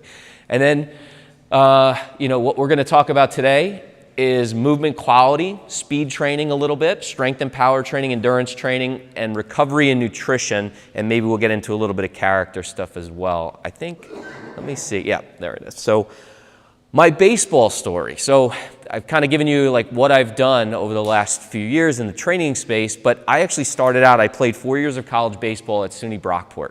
Division III school, so obviously there's no scouts, coming to games and looking for me, as a player. But I don't want to brag here, but I hit .410 my senior year, right? So I did have an opportunity to go to some tryouts. And I tell this story not because I want to tell everybody how great I was and I had an opportunity to go to these tryouts, but because when I went to those tryouts, I think I went to 8 of them. I think I only hit at 2 of them, okay? So you guys think about, what do you think the first thing you do at a pro tryout would be? What's the first thing they have the players do? What is it? You run the 60-yard dash, okay? I was a middle infielder. When I ran the 60-yard dash at those tryouts, they didn't need to see anything else because I didn't have the speed to become a Major League Baseball player, so why even bother, right? And I wasn't a home run hitter, so they knew that. I hit for average. So you go to these tryouts, go in. I remember sitting with one of the best shortstops in Division I in our local area, Nicky Brzezinski, played for LIU in Brooklyn. I remember sitting with him. He was also a slow guy. And I say slow, it's just we didn't meet the minimum standard of speed. And I remember sitting with him watching a guy who probably never put on baseball cleats in his life, take ground balls and get to hit. I mean, he didn't make the team either, but he got an opportunity just because he was fast. So the lesson there, and when I graduated when I finished with that, I actually went overseas, played a little bit in Italy, and then I owned a health club with my family for about 10 years in West Islip called All for Sports and Fitness. We had probably space a little smaller than this, but we had batting cages in the back. We could pull them out like this, and I taught lessons. And what I realized was I couldn't physically get the kids to do what I wanted them to do, much like what Paul was talking about. So as a coach, I would try to have them work on their swing or get lower to pick up a ground ball, and they physically couldn't do it. It wasn't because I didn't tell them how to do it enough. And some of the coaches in this room, that might sound familiar. You try to get a kid to work on some type of technique that they physically can't do. Okay, so that got me looking more into the training side. I was a health science phys ed major, so I had that background. I had no intentions of becoming a trainer. I actually came out of school thinking I was just going to manage the health club when I came back from Italy, and started teaching lessons just for some extra cash on the side while we had the batting cages in the back. It was a brand new business. We were just getting started. And then I started to really educate myself and go around the country to learn from some of the best people in the industry that were training athletes, not working on skill. And there is a fine line between the things that Paul talked about, and even though I was a baseball player, I'm careful not to cross that line. We want to make sure that we're working on the physicality of the player, right, and at the right developmental milestones to get the most out of them, okay? So within that, I think back to my speed story and back to some of these kids that were in the cage that couldn't physically do it at what they wanted to do. Back then, you know, when I was trained, we didn't have speed training. You didn't have Parisi Speed School or Velocities or anything like that. You would get the strength coach would come in for the baseball team. He would meet with us once a year, and he would give us the same program that the football team had, right? And it was just, you know, a bunch of heavy lifting, one phase. There was no changes in the program at all. Zero mobility and stability and flexibility and any kind of movement training. No speed work. You know, maybe we met with the track coach at one point, but that guy is used to just like having people run in a straight line, which is very different but from the way we would teach a team sport athlete. So I think now there is definitely an opportunity. And as I mentioned, I think people are starting to realize that this is something that's needed and something that's a big piece of sports that is now becoming apparent. Now, there's a lot of, I think, bad representations of fitness, and you know, some people maybe just steering people to more generic programs where they're going to do things that adults are doing, or maybe they, you know, we look at our high school athletes. They either have two choices: they're joining, say, a CrossFit facility where everybody's doing the same workout every day, a lot of highly neural movements that could potentially hurt them if they're not doing it correctly. No movement screen on the way in. So again, to his Leaning Tower of Pisa argument, right? You're putting fitness on top of dysfunction. You're adding strength, power, and conditioning to issues, right? So if I train intense, in some of those cases, I almost would say, I'd rather those kids not train. I'd rather them just play, because they're still at risk for injury with a low movement screen score and poor quality movement. But if you start adding strength, conditioning, and endurance to those poor patterns, you're going to start to see kids break down quicker, okay? So you'll see them go into that route, or they go with their friends and join like one of the $10 or $20 a month clubs, and they all, you know, you ever see, you want to get a bunch of, you know, high school boys to, you know, stand together. You look at them in the gym, they're all like, it's like a herd. They move from one bench to another bench to another bench, right? And they're doing like maybe one or two exercises, okay? So one thing I like to talk about with people when they first come into our facility, you know, and that's kind of our little bit of background there, is that we talk about, in this case, this would be my movement profile or my middle infielder profile, okay? I don't want people to think that when it comes to movement that it's this like really elusive thing that is hard to achieve, because it's not supposed to be perfect, right? I don't want to turn what was happening on playgrounds in the 60s and 70s and 80s and everybody was fine and we didn't need movement screens. I don't want to turn that into scientific stuff, okay? But we do need a minimum standard of movement, okay? We just don't need, it doesn't have to be perfect, but it should be a minimum standard. I'm going to talk a lot about this here. Speed, this was my bottleneck for my performance and for my ability. Now, as Paul mentioned, I was fast enough to be a high school player. I was fast enough to be a Division III shortstop and then second baseman. I was fast enough to go play overseas and play in Italy. I just wasn't fast enough. I didn't meet the minimum standard of professional baseball in the United States, okay? So I always like to look at this evaluation from a fielding perspective, from a hitting perspective, from a strength and power and conditioning perspective, right? But I had that 1 weak link that ended up holding it all back. Okay, and that's the really, really important thing. I think, and Paul mentioned it as well, movement is one of those things that we're seeing most kids. And 5 years ago, I would have said maybe half. Now every kid's showing up with a movement screen score 8, 9, 10 out of 21. Nobody's passing the thing anymore. Where when I first started doing movement screens in 2004, 2005, I'd go into high schools and we'd screen kids. The numbers were much better. They're getting worse, right? So, and we always say in our industry as well, it's like, you know, if we talk about this and how it relates to childhood obesity, you know, if that was something that could be cured by a new exercise program, P90X would have fixed it, right? Anybody ever do P90X? Anybody in here? It's tough, right? It's really hard, okay? So it's just really super intense amounts of exercise. If it was a more intense program that's needed, CrossFit or P90X would have solved it, right? But it's a different approach. It's an approach of moving well and then moving often, right? So you're building the foundation of movement on top of it, okay? So for me, I'm not sure what my movement screen score was then. I don't know that that was holding back my speed, but I sure know that I didn't do enough speed training, and I didn't know that I needed to do it.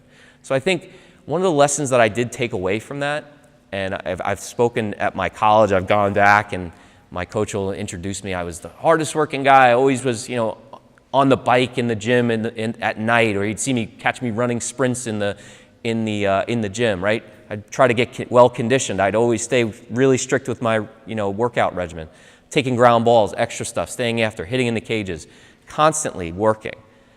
But I didn't need to work on more on that. I'm not saying I didn't need to work on that at all, but I didn't work on what I was weak at, which was speed.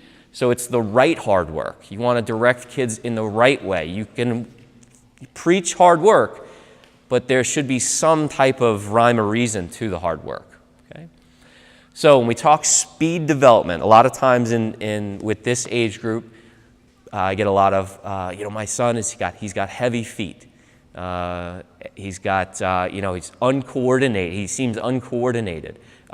He runs on his heels, things like that. That can be fixed, okay? It's not like, he's going to be slow.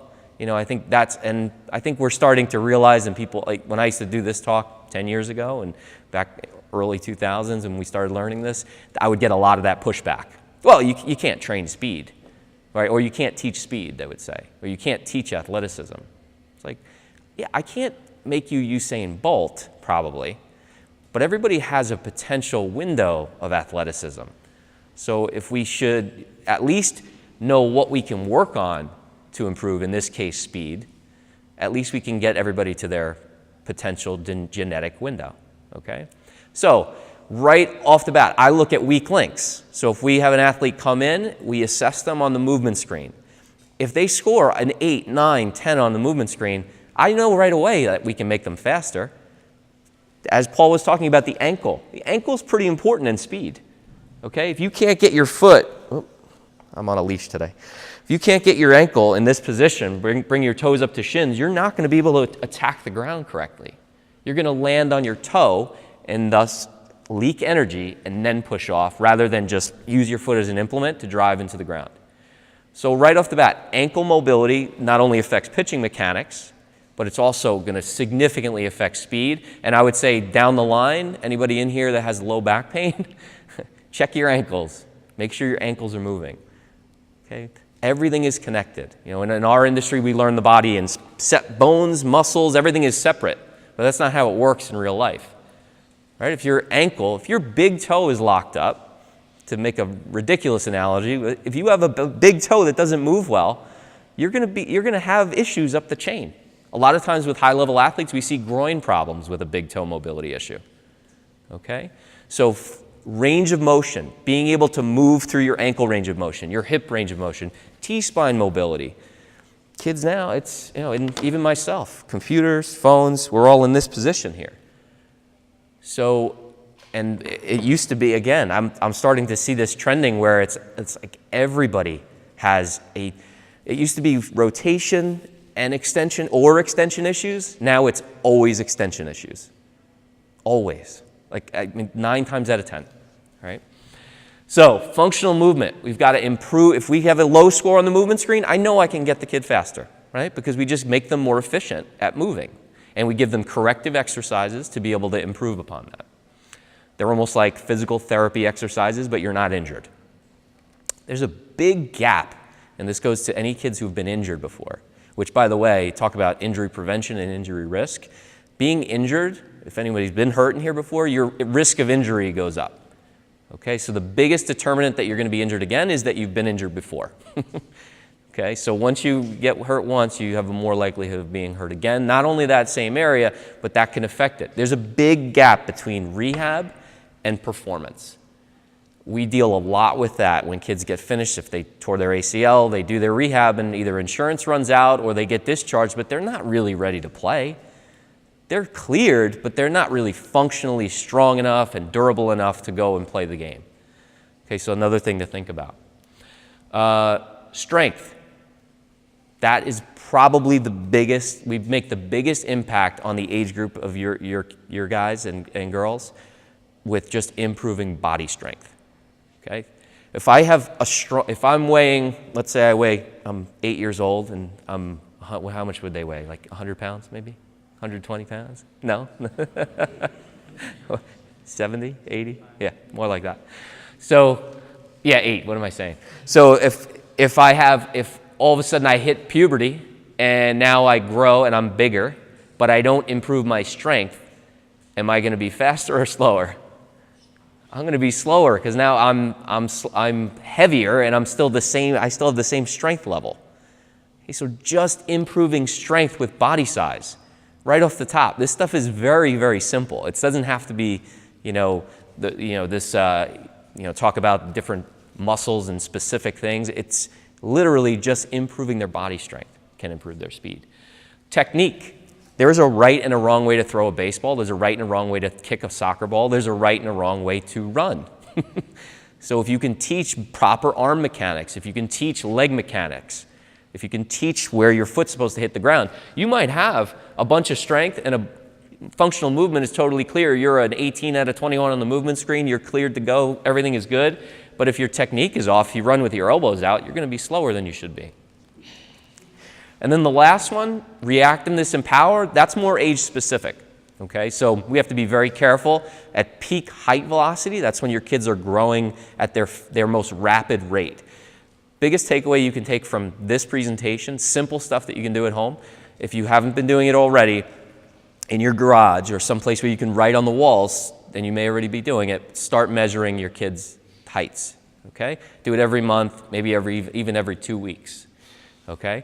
When you start to see that line starts to jump, that is when they're in their peak height velocity. It's different for every kid. Like I said before, you line up 10-year-olds, they're all going to look different ages. So when we find that peak height velocity point, that's when we have to be a little careful with power exercises. So the highly neural jump training, things like that, we've got to be a little bit careful with. Okay.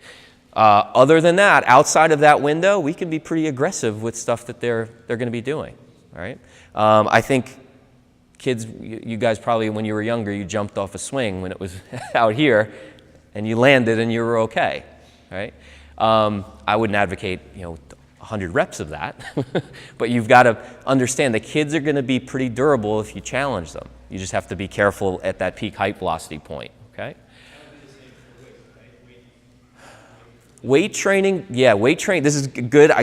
The questions are much better for me, guys, especially because I can guide it to what you want and it's going to get me talking about stuff that I should be talking about. So that's an awesome question because that's a big myth is that kids can't strength train, okay? It's commonly known it's going to maybe stunt their growth, right? You've probably heard that before.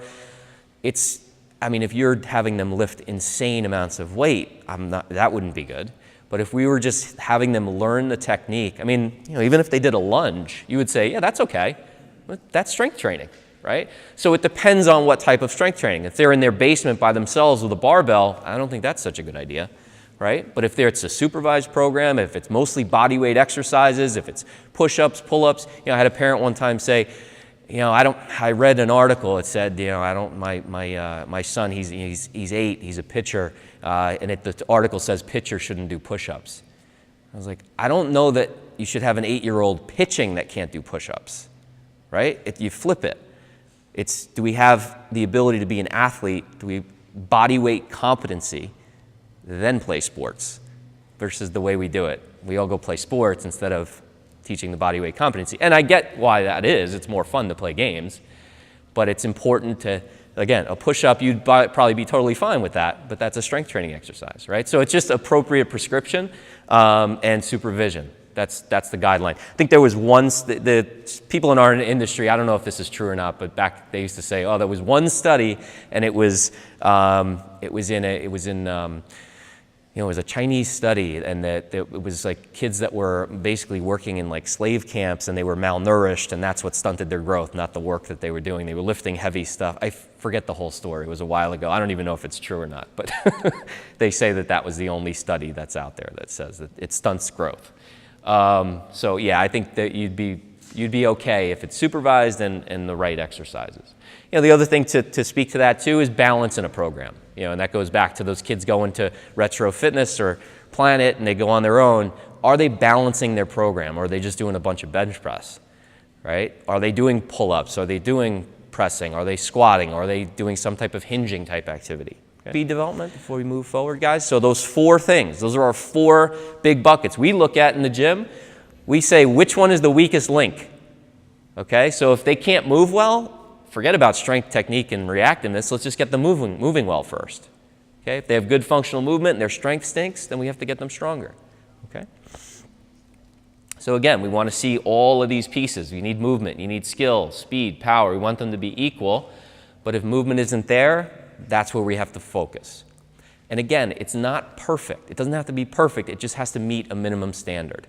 Everybody always talk about the NFL Combine. They're like, why do they have the bench press in the NFL Combine? It has nothing to do with it. It's so unfunctional to the game of football. They don't care about the guy who does 28 to 40 reps of 225.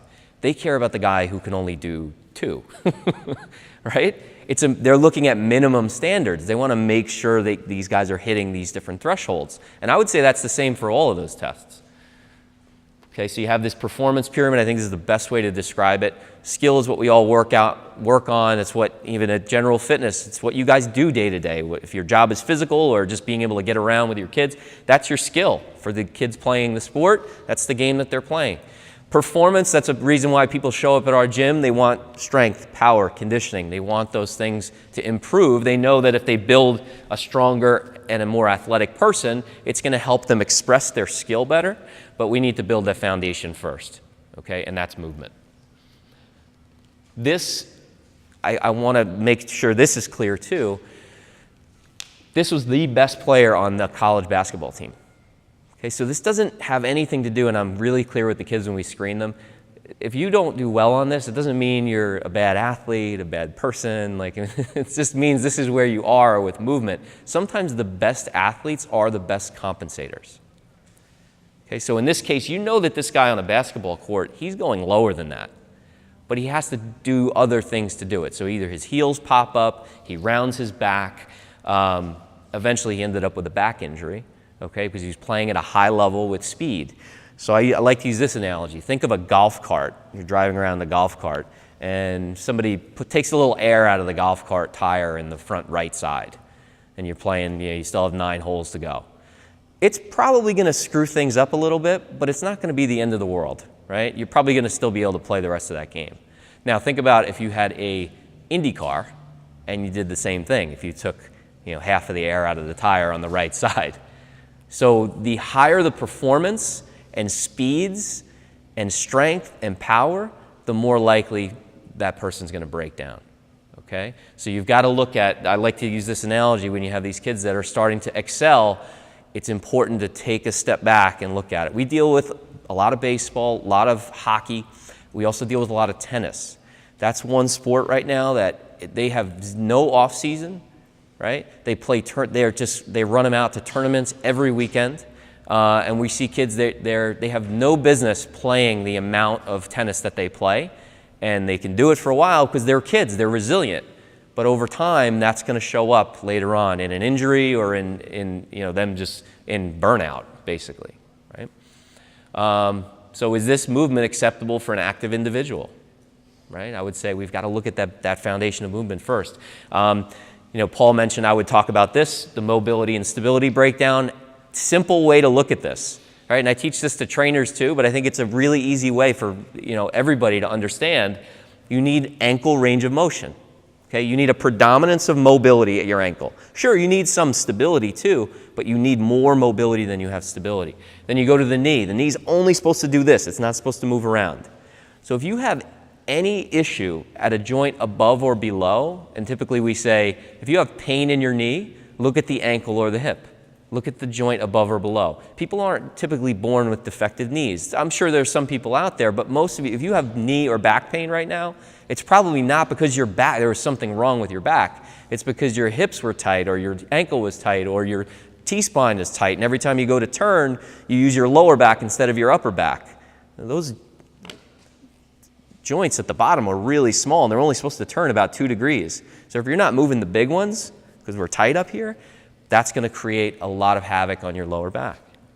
So the knee needs to be stable, hips mobile, lumbar spine stable. We talk about core strength, and everybody starts doing crunches and ab exercises. It has nothing to do with crunches. The core doesn't do this, right? The core stabilizes you. It resists extension. It's a way to energy transfer from our left leg or left hip into our right shoulder. So for all of our rotational movements, we need that, what's called those body slings, to be able to create power, using ground reaction force to be able to push off the floor and throw an implement or swing a bat.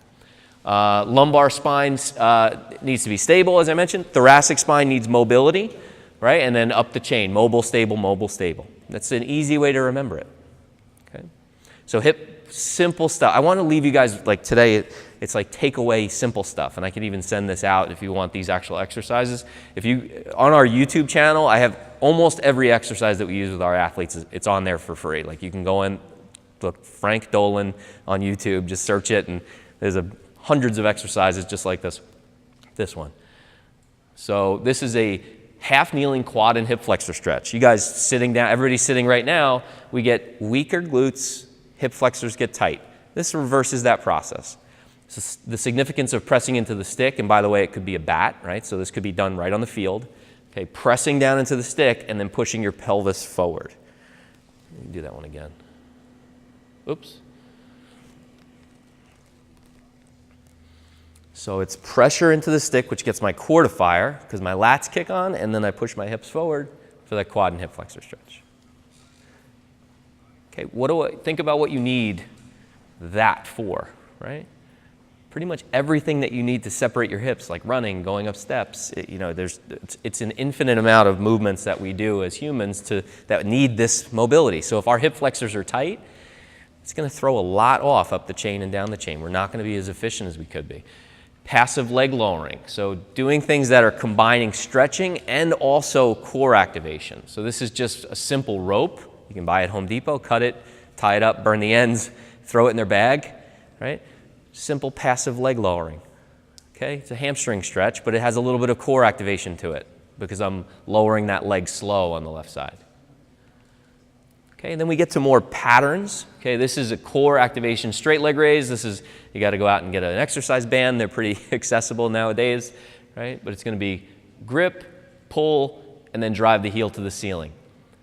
So now I'm working on hip separation within a pattern. Okay. From there, stability work, straight leg lock bridge. There we go. Thought it wasn't going to work for a second. Okay, this is again reinforcing that pattern of being able to separate the hips. Okay, so pressing the heel into the ground and getting my glute to activate in that straight leg position is like going into acceleration when we sprint. All right, and then get them up there on their feet. So it's great that we do all this stuff on the ground, but if we get them to their feet, that's going to get them closer to getting to here. Okay, and I'm going to kind of show you why these exercises and what it relates to. It's going to be an example of something I think you guys are going to be familiar with. So this is where I talk dynamic warm-up, right? It's a big deal. People talk, well, you don't static stretch anymore. You want to do dynamic warm-ups and have all the players, gradually increase the stress on their body. But then what ends up happening is, I'm stuck here, but they get out on the floor and it's like this, right? Half the kids look like they're doing it well, the others not so much. So the problem is you can't coach them to do it correctly if they don't have these bits and pieces. So everything here that I'm doing, let me see, I think if I go back, it'll bring me forward again. This band gives me some feedback so that I can stay up in that tall upright position and go through the pattern. As a coach, and this is not something I expect you guys to do, but just to be aware of it, if I look at this and they're still collapsing, I know I need to get them on the floor to do the basic stuff. Then we build those basics, we get them back on their feet for some pattern with the band. They do this well, then they go to this. right? So it's a continuum of progression for every exercise. So back to your question on strength, it's like, when do we know if they're ready for a lunge? Well, if the lunge looks like this, they're not ready for it. They need to do more things, like maybe they need that glute bridge that I showed. Maybe they need some more core strength, some plank work, okay? Simple body weight things that are very accessible.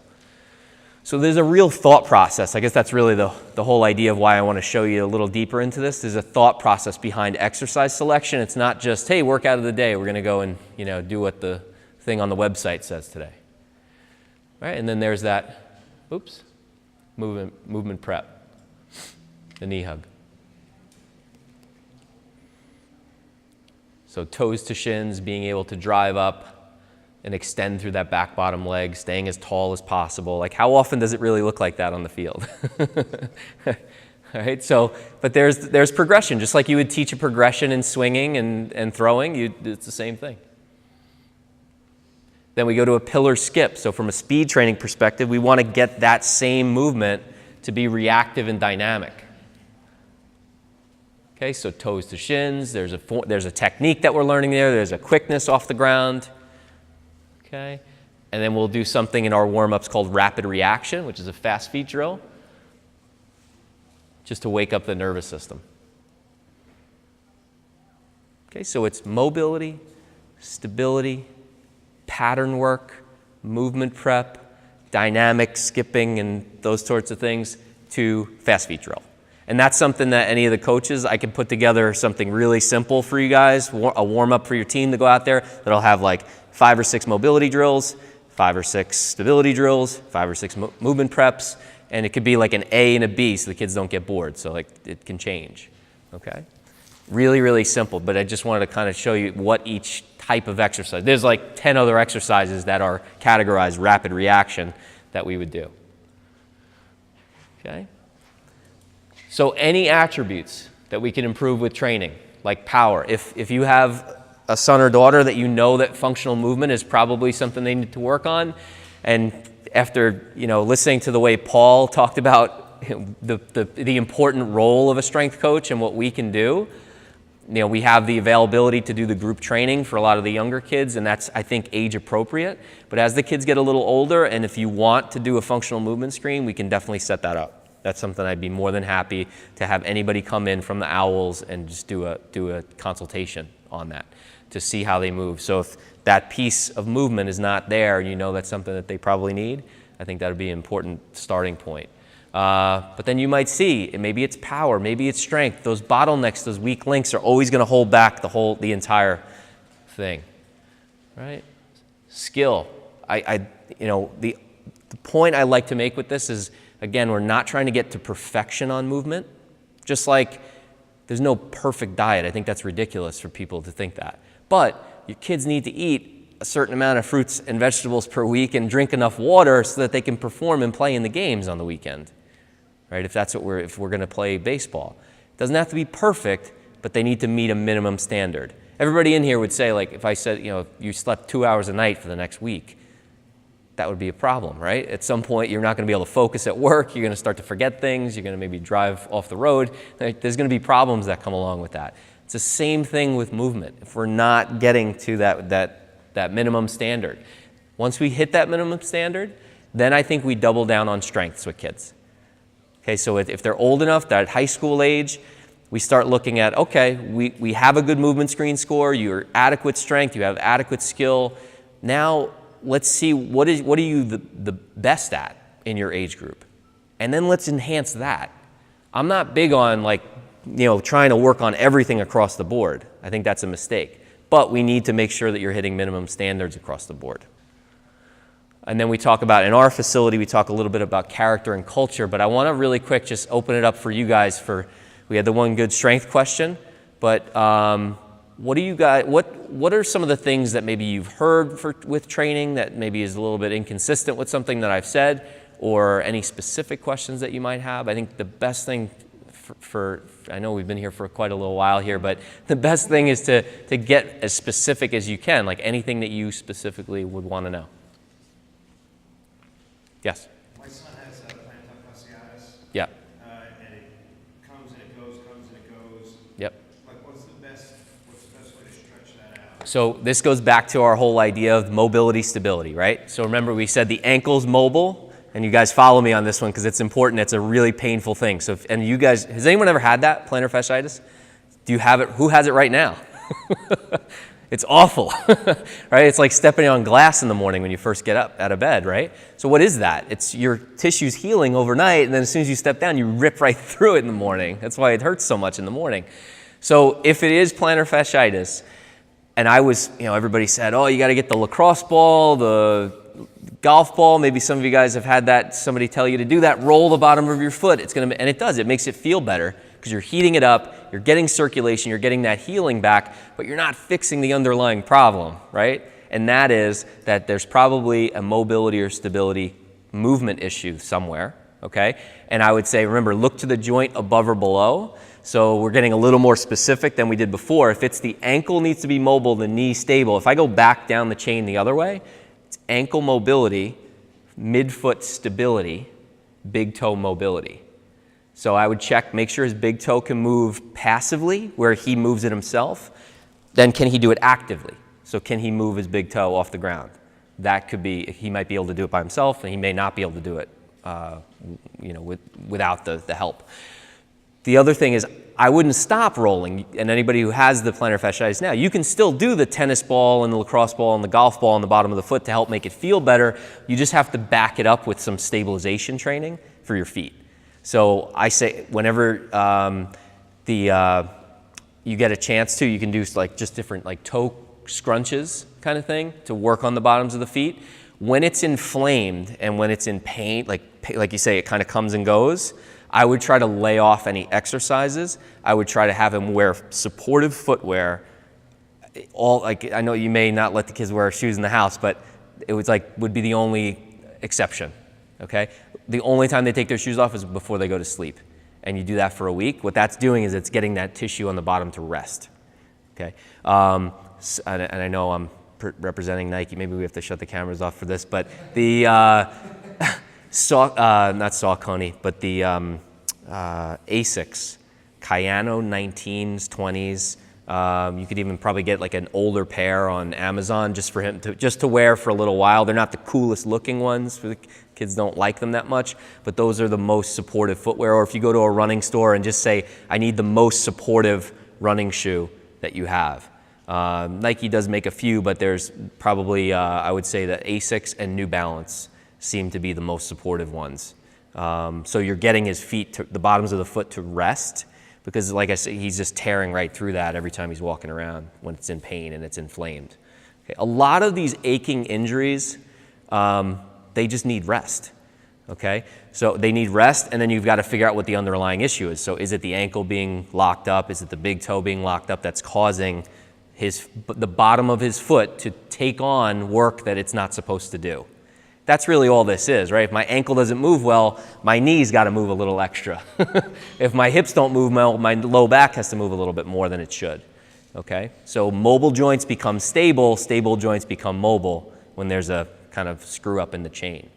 To Paul's point as well, and it kind of made me think of this, this is to the coaches, I do expert witness testimony for sometimes I'm in support of gyms or coaches, and I did one recently. It was a pitching coach in a high school locally kid wanted to come out of the game, 4th inning, complained of elbow pain. Okay? Coach made him go back in. He ends up tearing his UCL, lost his, as Paul mentioned, lost his scholarship. The coaches denied that he wanted to come out of the game, but what ended up happening is they were adamant that they called all the pitches from the dugout. And he said in his testimony that I told the coach I can only throw curveballs, and even when I do that, it still hurts. So I can only throw a fastball, and even when I do that. Now he was throwing curveballs all through those 4 innings. On the pitch chart, all of a sudden, he stopped throwing curveballs. So the statement that the kid made was correct, that he did, say that to him and that he needed to come out of the game.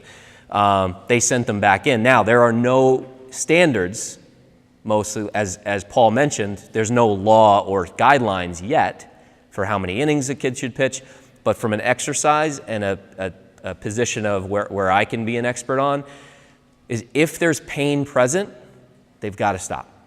And that goes for, I'm not talking about muscle pain where, oh, it's sore or it's, it's burning because I'm doing, the exercise. That's different. If it's joint pain and you're exercising through it or playing through it, you're just making things worse. You've got to get it checked out. I would even further, when we do the movement screen, if pain shows up on the screen, the whole score doesn't matter because pain put in the system, like his feet hurting, throws off his entire movement system. Okay? You want to think of, it's almost like hardware and software. If the computer's not working correctly, it doesn't matter what kind of software I have. Okay? It's going to run interference. Okay? So that's a really, really critical thing. So with coaches, just being really careful, obviously with pitch counts and with kids. And as he mentioned, kids are going to usually want to stay in the game. If a kid's telling you he's got to come out because he's hurt, that probably means that something's really serious. Okay? Yes? We have two questions. How young do you recommend them to start strength training, and how often should they do it a week? Yeah, so... And then two, as parents, how can we tell the difference between muscle pain or joint pain? Right. Well, to the pain question right away, it's just where it is. If it feels like if it's on the joint and they're saying, yeah, my knee hurts or it's inside the knee, then that's going to be something that's more problematic. Now, you also are going to have, so I would say if it's usually sharp, if it's something, here's what the general rule of thumb, and goes back to the foot thing, shut them down for a week, see if it goes away.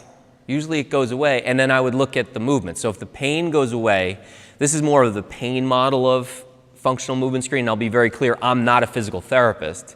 So if pain is present, I don't deal with it, right? So if we do a movement screen and something hurts, you've got to get treated. You don't have a fitness problem, you have a medical problem, right? So the first line of defense is rest. Because if you don't rest, you don't know, there's no way to figure out if it's something serious or not. If the pain is still there after rest, it might be more serious. If it's not there, it probably means that it was overuse, okay? And the overuse is caused by either improper technique, but more likely it's bad movement mechanics, lack of core strength, right? If my, high school pitcher is throwing 75 miles an hour off the mound and he can't do a push-up because he doesn't have the core strength to hold himself up, if he can't push himself off the ground without his back sagging, that tells me that his shoulder, his elbow, his wrist is taking on way more than it needs to throw that pitch at that speed. Okay, so these are just, basic movement competencies. Pain goes away, maybe come in for a movement screen, see what the movement mechanic issue is, or maybe it is a technique thing that needs to be worked out with a pitching coach or with a hitting instructor or whatever's causing that pain, right? Because there's you could have a great movement screen and still have a really bad strength and conditioning program and still hurt people, right? If I just crush people every day, I don't care how well they move, they're going to get hurt. Okay, it doesn't fix everything. So that was the first. What was the first question? How young can we start? Yes. So How often should they do it in a week? I would say that's very individualized. I think based on especially the amount of times. I'm big on practicality and convenience. If I told you, best case scenario, they come in 4 times a week, it's not realistic. So I would much rather say, I want you here once a week with your 8-year-old for the next 3 years. That's a much different result over 3 years compared to somebody. Think about the gym, right? January 1st, everybody joins the gym. They're all there. They pay their membership dues for the whole year and they never go. It's the same. It's a much different. That's why I got out of the health club industry, because the whole thing operates on that premise that nobody goes. If everybody showed up, nobody would be able to fit, right? So our model is people are paying a little bit more, but they're going to get expertise. We want them there training. We want to see results. To that question, I would rather than the science of that, because I would say probably that 6 to 8-year-old range, maybe 2 times a week is probably a good thing, but it's got to be practical. I think whatever your situation is, to make it practical for the long term. So you put this thing on a priority list. I always talk with adults, and I'm in this industry, but if I look at my priorities every day, exercise doesn't make top 10. So if I look at the big picture, that's a much different view, and it's a big priority. But when I'm in the moment, in the day, that could get taken off the list really quick. It doesn't even make the list. right? So I think practicality's got to be the important thing in that. It's like, can you sit back and maybe map out, take a few hours on a Sunday and map out, hey, what are the important things in this family? What's important to us? Is our health important? Is the way we eat important? Like, those are the things you have to do looking back here. If you're trying to make those decisions on the go, forget it. It's not going to happen, right? And I think that's a big reason why most people, don't stay consistent with programs. So if like the things you heard here today was important, I think it's something to somehow work into the schedule, and whatever that looks like for you, if you can do it in a consistent way. So I like to go that route, from a science perspective, when should they start? I think a lot of it comes into, its maturity level comes into that, like being able to be in a weight room and not, be smacking their friend in the head with a dumbbell. So there's that. There's, the maturity level of the physical maturity as well. So are they even able, the drills matter. So I would work on, with a 6 to 8 year old, we're going to do games. It's going to look fun. It's going to look like they're playing, but we're working on training. We're working on reactive agility. We're working on jumping, cutting, dodging, being able to, evade somebody. Stuff like that is really good for them. And especially, I played baseball, so I can make fun of it. Like, we stand around a lot in baseball. So I think it's important for them to do athletic movements. And to that point, sports specialization, I know we have this tournament team culture, and I think it's great, but it's good if they play rec sports. I think if they play other sports, soccer, basketball, the more stuff they can do, it's not always about the competitiveness and winning all the time, I think could be a good thing. Make activity about, more of kind of a fun situation. And some of those rec sports, although I don't know that there's as many rec leagues as there used to be. I think that stuff's kind of... They do, yeah. Okay, yeah. That's great. Yep. Answer, was that good? Okay. And then any specific questions, like if you're not sure, I'm always by email is the easiest way to get me. And if you ever want to do a conversation, say it's in the moment, I don't know if it's really the right time to start this, I could answer that. You give me the logistics of the situation, and I'll tell you what I think is the best way. Okay? Yeah. Since the sports have become specialized, where pretty much baseball year-round, is there a recommendation, shut down 1, 2 months, 3 months? Because even Major League, they just finished last week. Yeah. They go back to January, they already picked up the ball and gone. So what's that, 8 weeks? Have you noticed, I know there's probably no fuss now, there's no rule, but is there, how long should they wait before they pick up that ball again? Right. Yeah. There's definitely guys out there with set guidelines of, Paul might actually be a better person to ask on that. I would defer to him. If it's it's got to at least be a month. I know that. there should be at least a month in there. Now, it also would probably, from my perspective, it would depend on the kid too. So if it's, look at the priorities, right? If you notice your kid plays an entire season and he's just weaker than every other kid, if he didn't play an entire season of baseball, and I know that's not a good thing for the organization, but if he didn't play and this is what we get into with these tennis people, they need to go to these tournaments because the USTA wants them there. They need to go, and that's what's driving the whole thing, and they can't miss a tournament, but they never take a break. And it's overhead. It's that overhead serving motion that kills them, just like a pitcher. It's the same kind of thing. They don't take 1 month off. And I would look at it and say, in the big picture, if they took a year off, would that really hurt them long term? If they worked on their weaknesses, if they made themselves a better athlete, got stronger, got faster, and then went back to the game, right? I wonder if that. But it's a little scary to think that way. But I think it's that perspective. Yeah. So it's more than it's higher than yeah. Yep. if my kid takes that season off, right. they're going to be behind. Yeah, there's a lot of, there's political, now another kid's in that spot. Even when I was playing Stan Musial baseball after college, I had the same thing. I wasn't able to make every game, and then I'm sitting the bench, and I'm like, what am I doing here? I can't show up on a Sunday doubleheader and sit the bench. But the other guys were there for more games, so of course they're going to be in there. So there are those political reasons. I think I think, you know, at least a month. I think there's probably specific guidelines that, depending on the ages, you know, depending on pitch counts. The biggest thing that you guys could start to do, because I think all these things are individual, and there are going to be these set standards and guidelines, but the more things you can track, the better. So, In high school this year, pitch counts. yeah. They've never done that before. That's good, because you don't know what to change if you don't have anything that any data, right? When kids come to me and say, yeah, I feel like I don't have energy, I'm not getting stronger, I'm not, like, well, what have you been eating? How much have you been sleeping? How have you felt in the, like, if they don't have answers to those questions and have a chart, I don't know what to change. So you've got to, you know, like I said, the peak height velocity, start tracking heights, start tracking pitch counts. It's a little strange, but you'll be the parent in the corner with the clicker counting the pitches. But that's, I think, long term, you can look at, hey, this season, this summer, this is how many pitches you threw.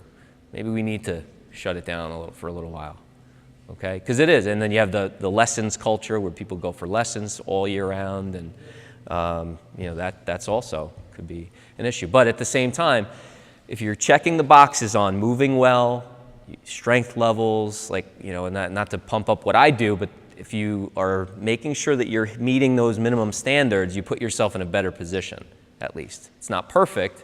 I can't say that I can predict all injuries, but you definitely minimize injury risk when you do the right things physically in the training environment. Anything else? These were good. Yeah. Just going back to the exercise with the big toe first toe function. Yep. What would you actually do for that? I mean, if you see a kid, that's hereditary. The big toe thing? Yeah. Maybe, maybe not. It could be that they just don't use it. So then what would you do? What kind of exercise? You could literally, if it's a tightness kind of thing, there's some stretches they could do, but it's literally would be just working on pulling their toe back. Yeah, it's as simple as that, a lot of this stuff. Ankle mobility. You know, there's some real, like, kind of cool drills that we'll do, but, oops, I forgot I was attached. You know, just keeping your heel flat and driving through knee over toe, just working on ankle range of motion. And you'll be able to, you don't need, you know, a degree in exercise science to figure this stuff out. If you go home and you say, hey, you know, Johnny, or whatever your son's name is, keep the heel flat, and you see that their knee is only going that far. Do you think that's an acceptable amount of knee, or I should say, acceptable amount of range of motion in their ankle to be able to squat, sprint, go upstairs even? Like, you don't need to break out a measurement tool to figure this out. You'll intuitively know, like, that doesn't look like that's enough, right? It should be able to go over their toe at least. So think about a squat. If I get into a deep squat, my knees have to go over my toes, right? And we should all be able to squat. In third world countries, they all can squat because their plumbing's on the floor, right? They don't have knee problems and back problems because they do it all the time. It's like if you don't use it, you lose it. It's like kind of ridiculous saying, but kids wear high tops. If they're wearing we have a lot of basketball players that come in, they can't move their ankles because their ankles are supported all the time and they never move through that range of motion. Now, if they do that, you've got to gradually step them out of it. We look at, you know, T-spine mobility. If you find that the kids are hinged over at their hips and they're not extending all the way through, that's an indicator that you guys could totally look at on your own. Being able to rotate. If they rotate from their lower back and they're not really moving here, if they can't extend and arch their back up in a smooth way, those are red flags. Those are things you should look at. Right? You need your T-spine needs to move, especially as for throwing athletes. The first thing, I know we're probably going way over time here, but the first thing, and there's a lot of well-meaning physical therapists as well that will, when there's a shoulder issue, they go right after the shoulder. Okay, but you got to remember the shoulder is attached to the scapula, which is attached to the rib cage, which is attached to the T-spine. If the T-spine doesn't move well, I don't care how many of these you do, right? And strengthening, stretching, all these, like the band stuff, I don't care how much of that you do. If your T-spine doesn't move, it's constantly your shoulder's always going to be tight. Okay? Figuring out, is it an extension issue, is it a rotation issue, and then working on the stretches from there. So we establish the foundation and then work out. It's kind of like what Paul was talking about, looking at the arm angle. You look at the body first, then worry about the arm. Okay?